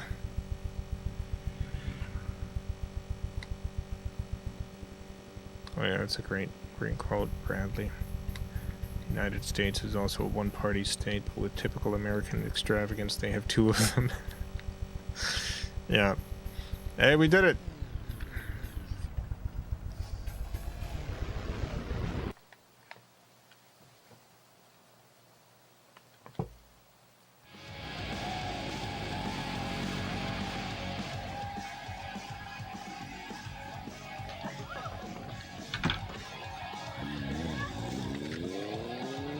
And we kidnapped a woman again.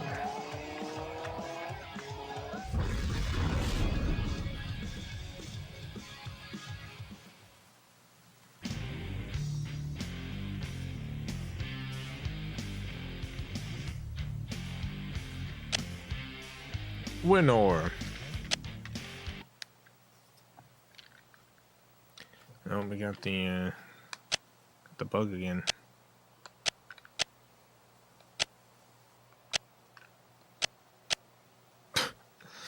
It's got a Pacific Highway.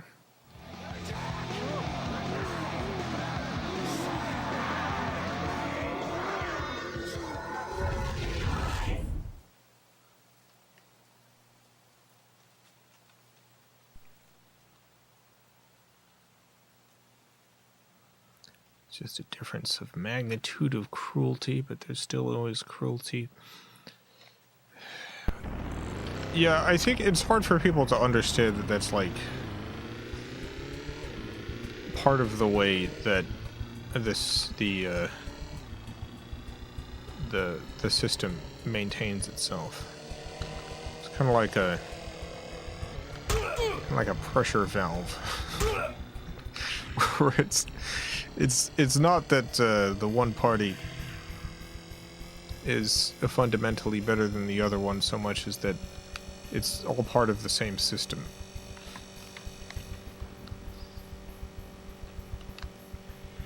Like,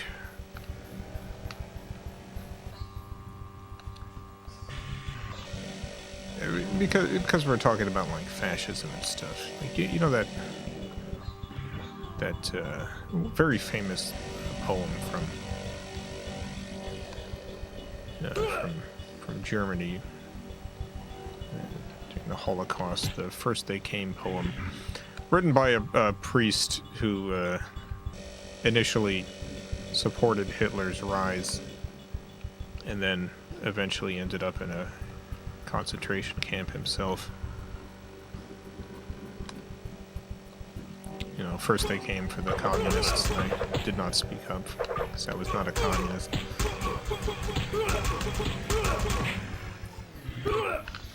All that stuff. And,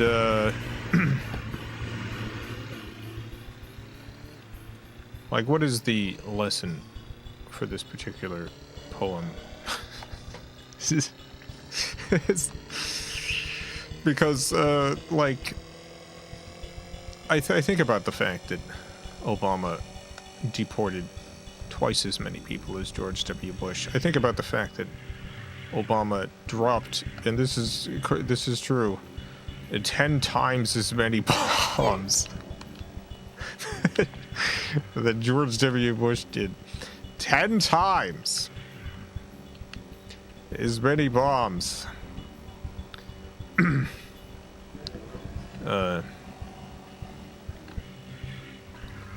Like, is the lesson from first they came that as long as they only come for, you know, 6 or 7 massive groups of people, we're not going to have a problem. Or is the lesson that if you allow them to treat any group of people as disposable, that it is always going to lead to the disposability of everyone?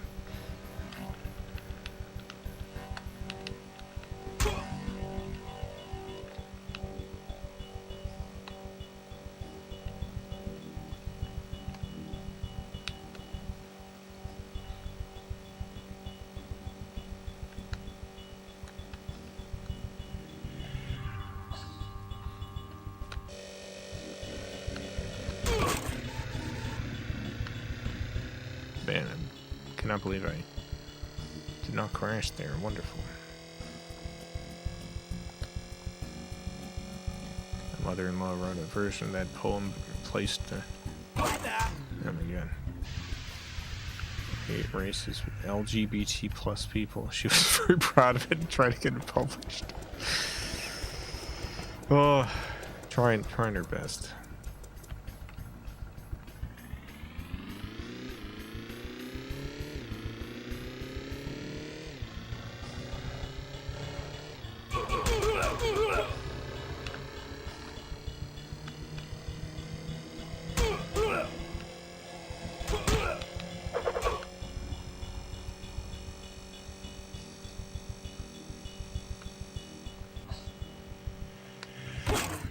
Son of a gun.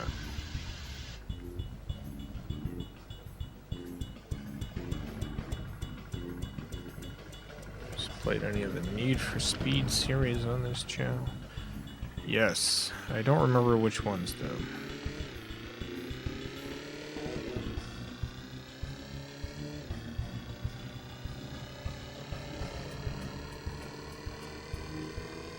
I definitely played the first one, the Need for Speed.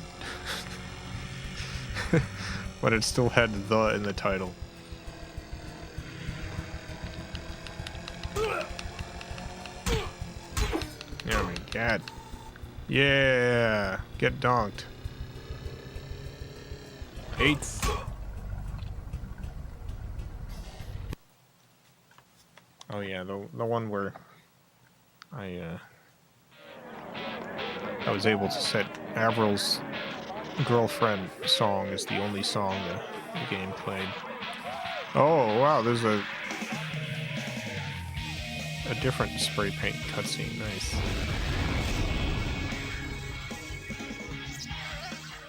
Rodent Track presents the Need for Speed. Yeah, that's it. That's the one. You're a loser, man. Better luck next time. Who's the artist behind these images? I appreciate the grotesque style. It's really something else.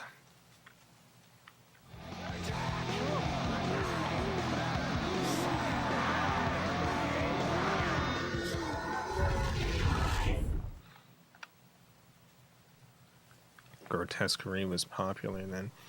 It was the 90s were a real great time for grotesque art in all things. Kids were getting slimed. Cartoons had lots of boogers in them.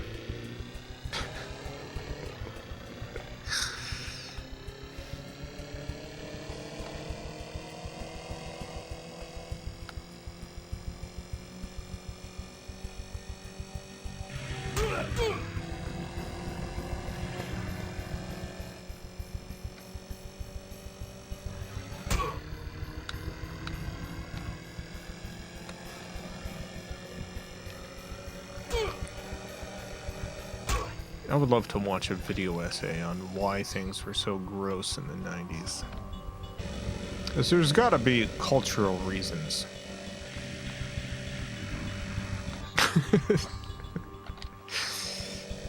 It's gotta be cultural reasons. A lot of that went away in the 2000s. A lot of cartoons and stuff became very, very sterile. Oh no! Dang it. I'm gonna get arrested by the police. Or maybe not.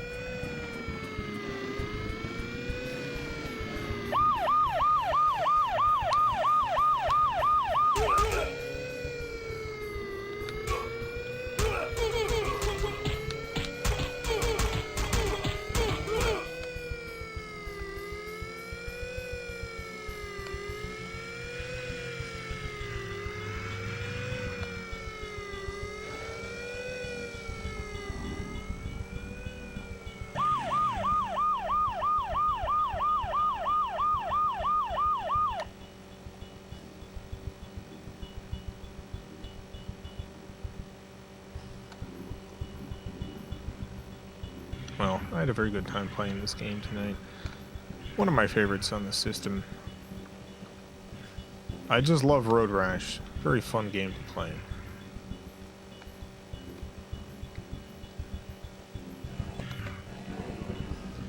One of the reasons the Saturn remains my favorite video game console is it does have so many games that even today, even as the games themselves have continued to age, there's so many games on this system that you can just still pick up and have a lot of fun with.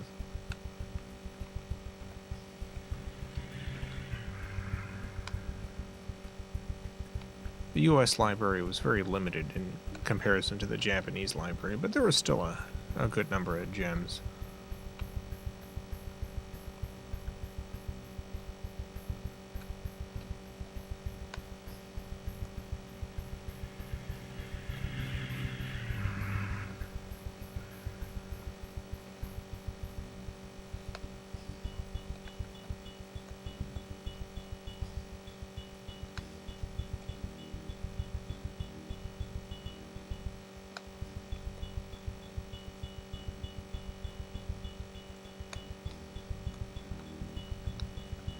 It was also quite a magical experience to have, I went from the Super Nintendo to this. So, to go from playing 2D sprite-based games to suddenly racing in 3D around these big worlds.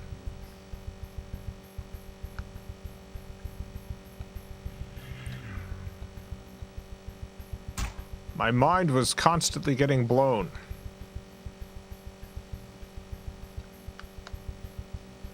I'm sure we'll have some sort of technological advancement that'll blow my mind again in terms of video games at some point in my life, but they're definitely going to happen less often as time goes on. Hey!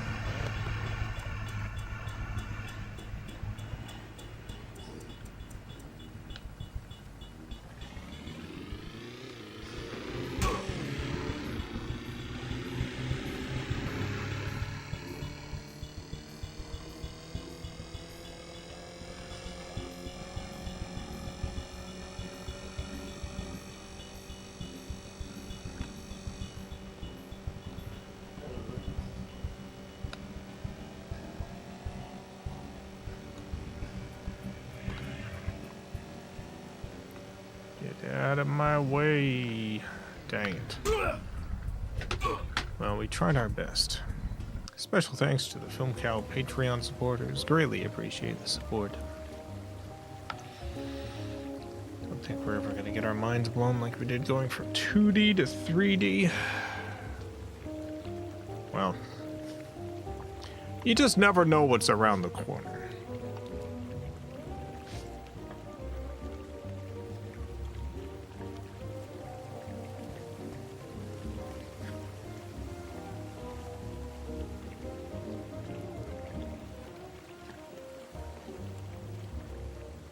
Be back tomorrow. We're going to continue Inherit the Earth Quest for the Orb.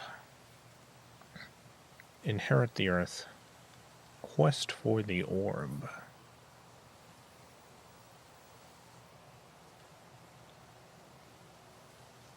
Smell-O-Vision's going to go hard in the PS6. Smell-O-Vision. I think one day we'll have like implants in your head. You'll load up a video game and it's like feel slime all over your body, 3D. You load up the game and you're like, oh yeah, it feels like I'm covered in slime. Wonderful. Unbelievable.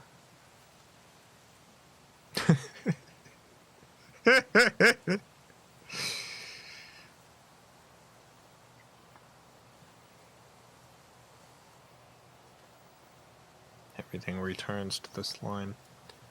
Everything came from slime. It'll all go back to slime.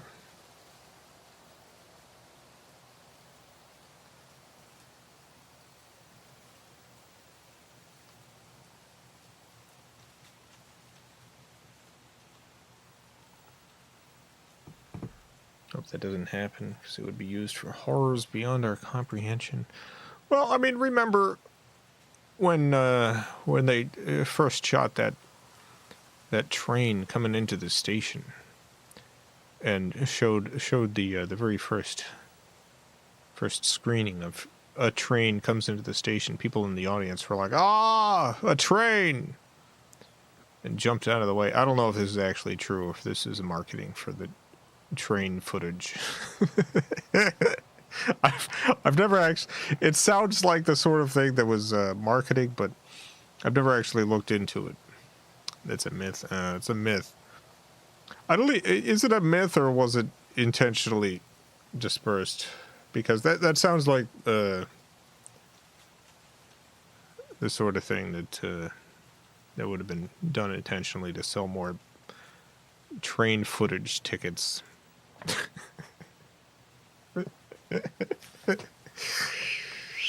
But, you know, I mean, people used to watch, like, The Creature from the Black Lagoon and freak out. People used to freak out at stuff in media that nowadays you look at and you're like, how were people ever freaked out by this? And the same thing with the brain implants. Like, you know, if you imagine experiencing all of your body getting turned into cubes and every cube leaving your body and floating away, and you feel your body as a series of cubes getting farther and farther away from each other, you're like, oh my god, this sounds terrifying. This sounds horrible. This is a horror beyond my comprehension. But, you know, in the future, they're like, man, check out this person getting horrified by the cube separator. This is normal. We did this as a teen.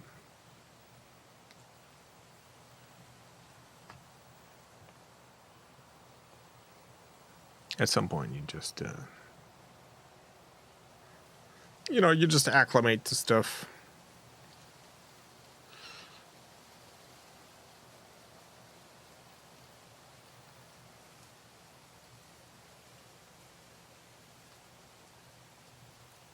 They used to rig up skeletons to swing down into the crowds from the rafters at old cinemas.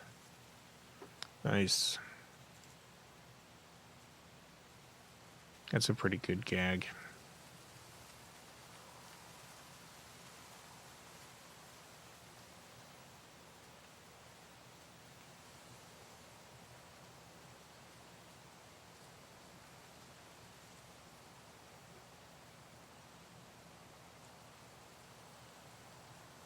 Trying to think of what I would do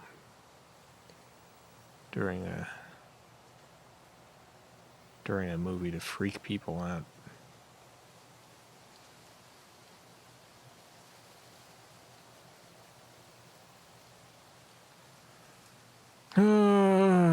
All the things I'm coming up with don't sound as good as the skeletons coming down from the ceiling. All of mine are very abstract. One of the best haunted houses I ever heard about. It was in like Los Angeles. It was very experimental. This haunted house.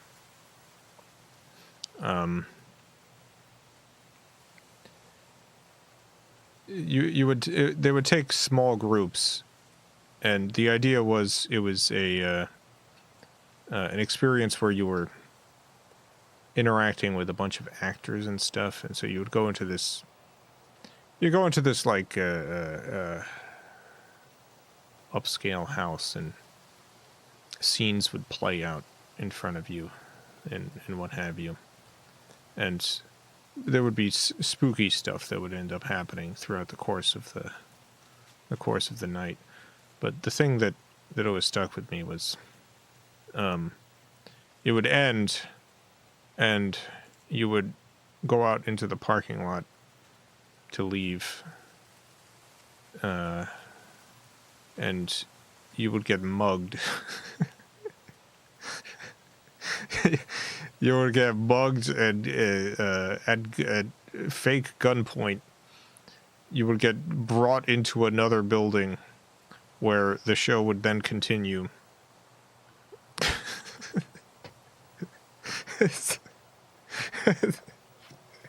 Like the show would end, but then you would get mugged and forcibly brought into another building, and just it kept going on.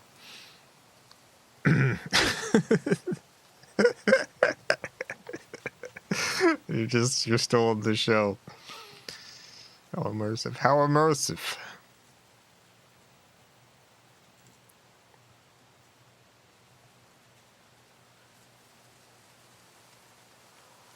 I can imagine a number of ways in which that could go terribly wrong, but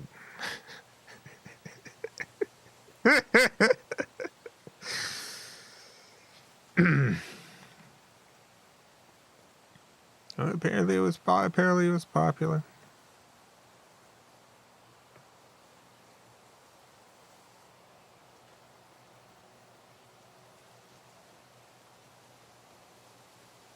I've mentioned this before, but so this is a much less interesting thing.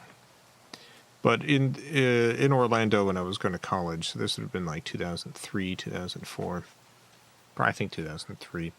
There was a bunch of flyers that started showing up outside the classrooms and just all over town. People were putting up these flyers for The Experience. I think it was called The Experience. No, it was called something. It was called something. It was called The Something, where the idea was there was something you could see if you came. Some incredible thing that you could see if you showed up to this parking lot and paid $10. And you showed up to the parking lot, and at The Experience. Was it swampy? No, unfortunately it wasn't swampy. To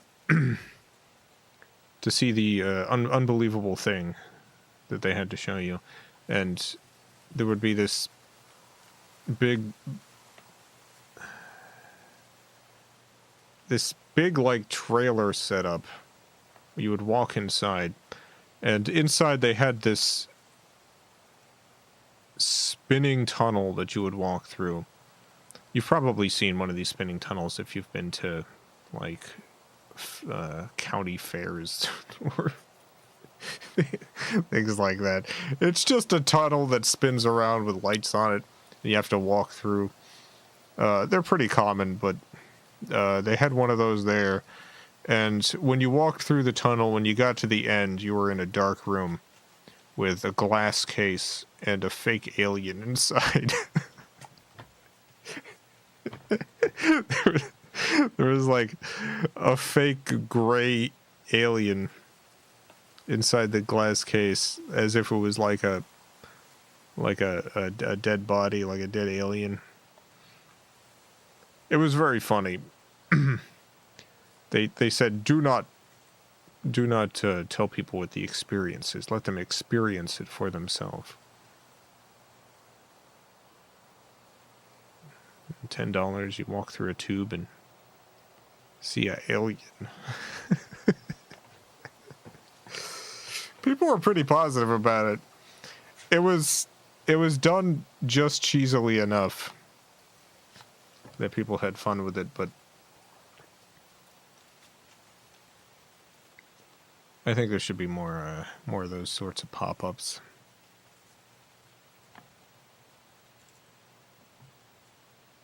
Sounds like the experience was just a scam. See, it's like, yes, but they definitely sold it in a way where they were communicating what you were going to get. It's, like, I don't think there were many people who went through it and felt like they had been scammed. They really hyped it up in a specific sort of tongue-in-cheek way to communicate that this was very goofy.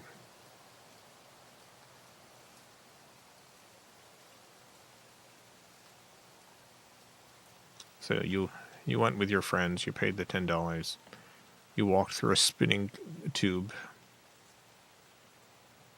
and looked at an alien.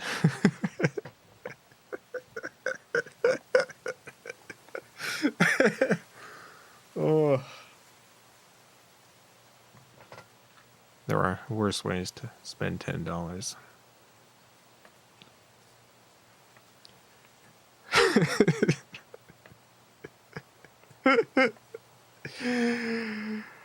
Oh, yeah.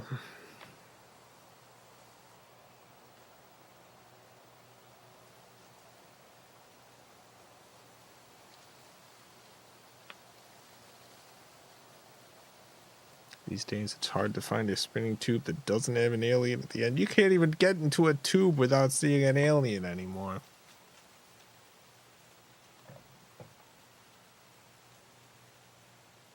I wish I could remember the exact word they used. It wasn't experience.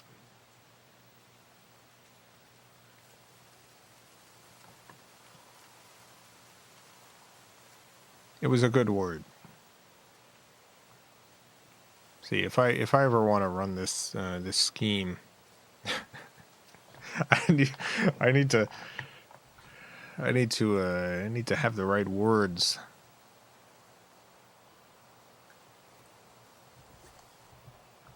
Spinning tube attraction, alien at the end.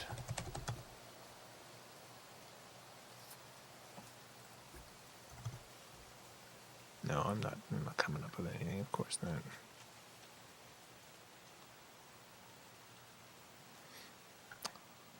The event. I don't think it was the event. The encounter. I don't think it was the encounter, because the encounter would have communicated what it was too clearly. If I ever think of the word, I'll let you know. I'm sure I've talked about this way earlier in my life. I'm sure there's a record of me discussing this. Right, I still remembered what it was called.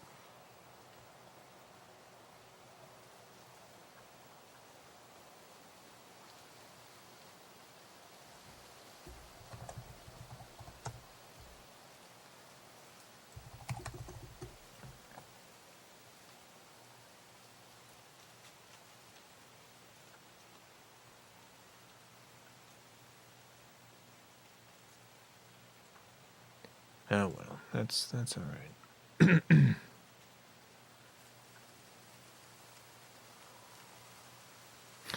The occurrence. That's a good one. Sounds familiar. I've definitely heard someone talk about this before. I've definitely talked about it on this stream.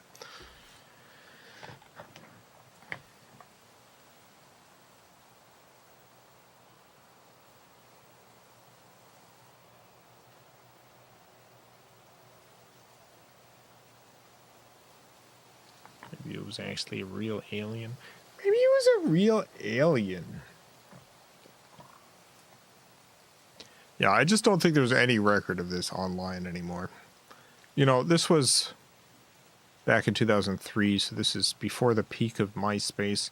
We're talking about a pretty old internet at this point. This isn't the sort of thing, like, this was a very local...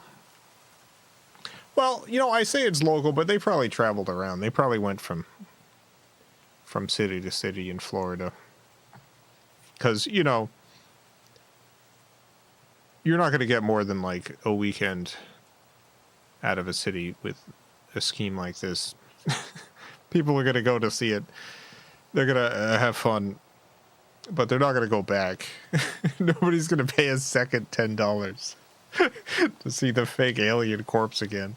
So you do have to travel. But, you know, if you want to set up an attraction and you only have one spinning tube, this is a great way to do it. Because nobody's going to spend $10 to go into a spinning tube. They're just not going to do it.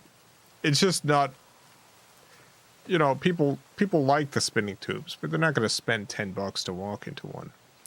But if you say there's a mysterious thing at the end and it's a dead fake alien, now you can charge people $10.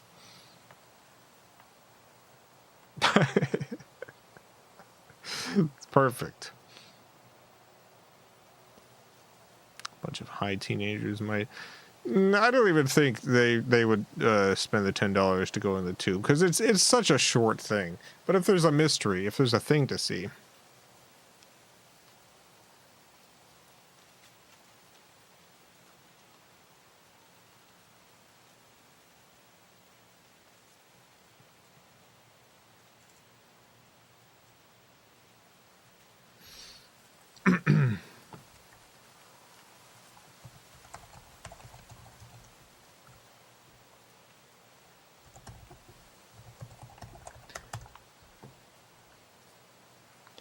Those spinning things called spinning tunnel.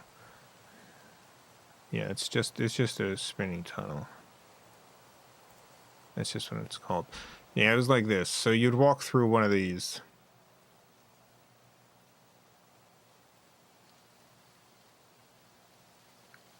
Although I think the one at the Experience or whatever was one where you would actually be walking on the tunnel itself as it spun. I think, but it's been so long I don't remember. But yeah, you'd walk through one of these tunnels, and then at the end there would be an alien. There'd be an alien at the end. My local amusement park. You walked on the tube. Yeah, I think it was the same at the Experience. They might have stopped letting you walk on the tubes at these things because maybe someone got hurt.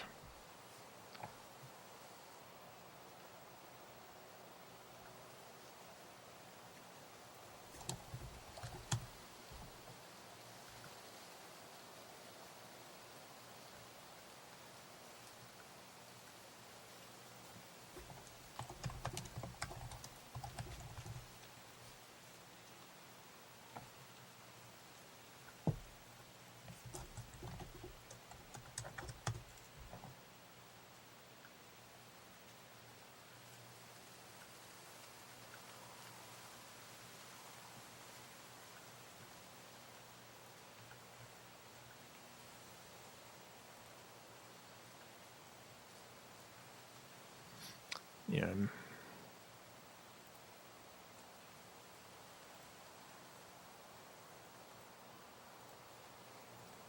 I'm not finding anything in my searches for the cool alien thing. That's all right. That's okay.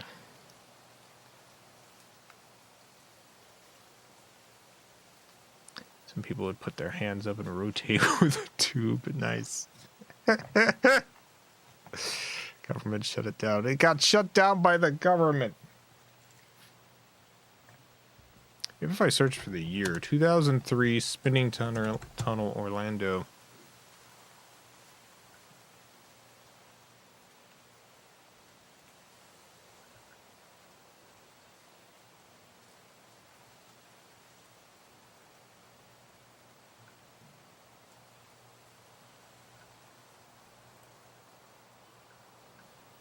Bet if I searched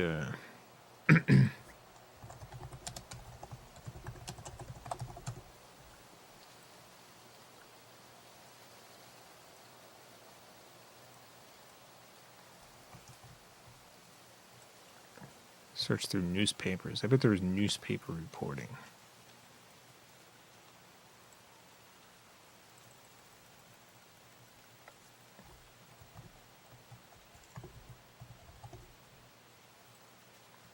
Oh, yeah.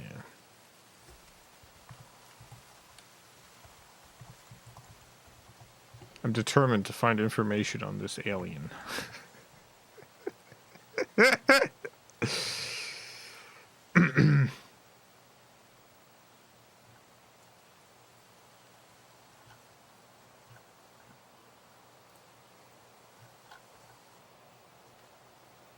Dang it.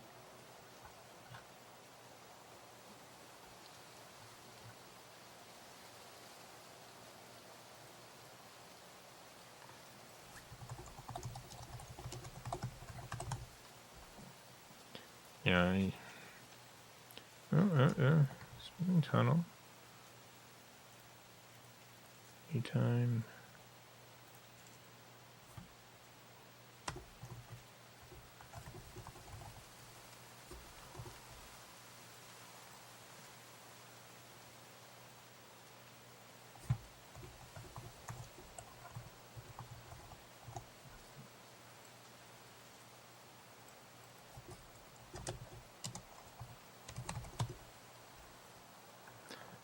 All right, no, I can't find it.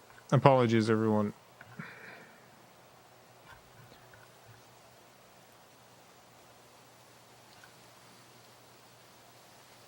I simply do not know how to find information on the alien tunnel from Orlando in 2003 that someone set up in a parking lot somewhere.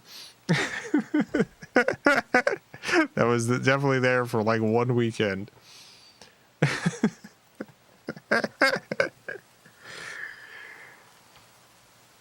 think the only way I'd be able to find information on this is if MySpace was still up and I'd be able to search MySpace posts from the time.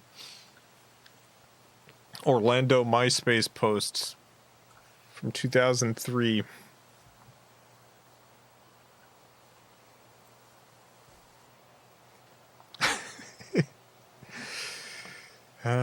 It's not to be.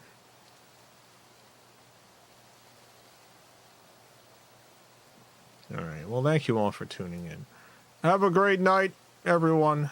Great morning, afternoon, evening, whatever it is, wherever you are. Have a good one. Farewell, everyone. I love you all.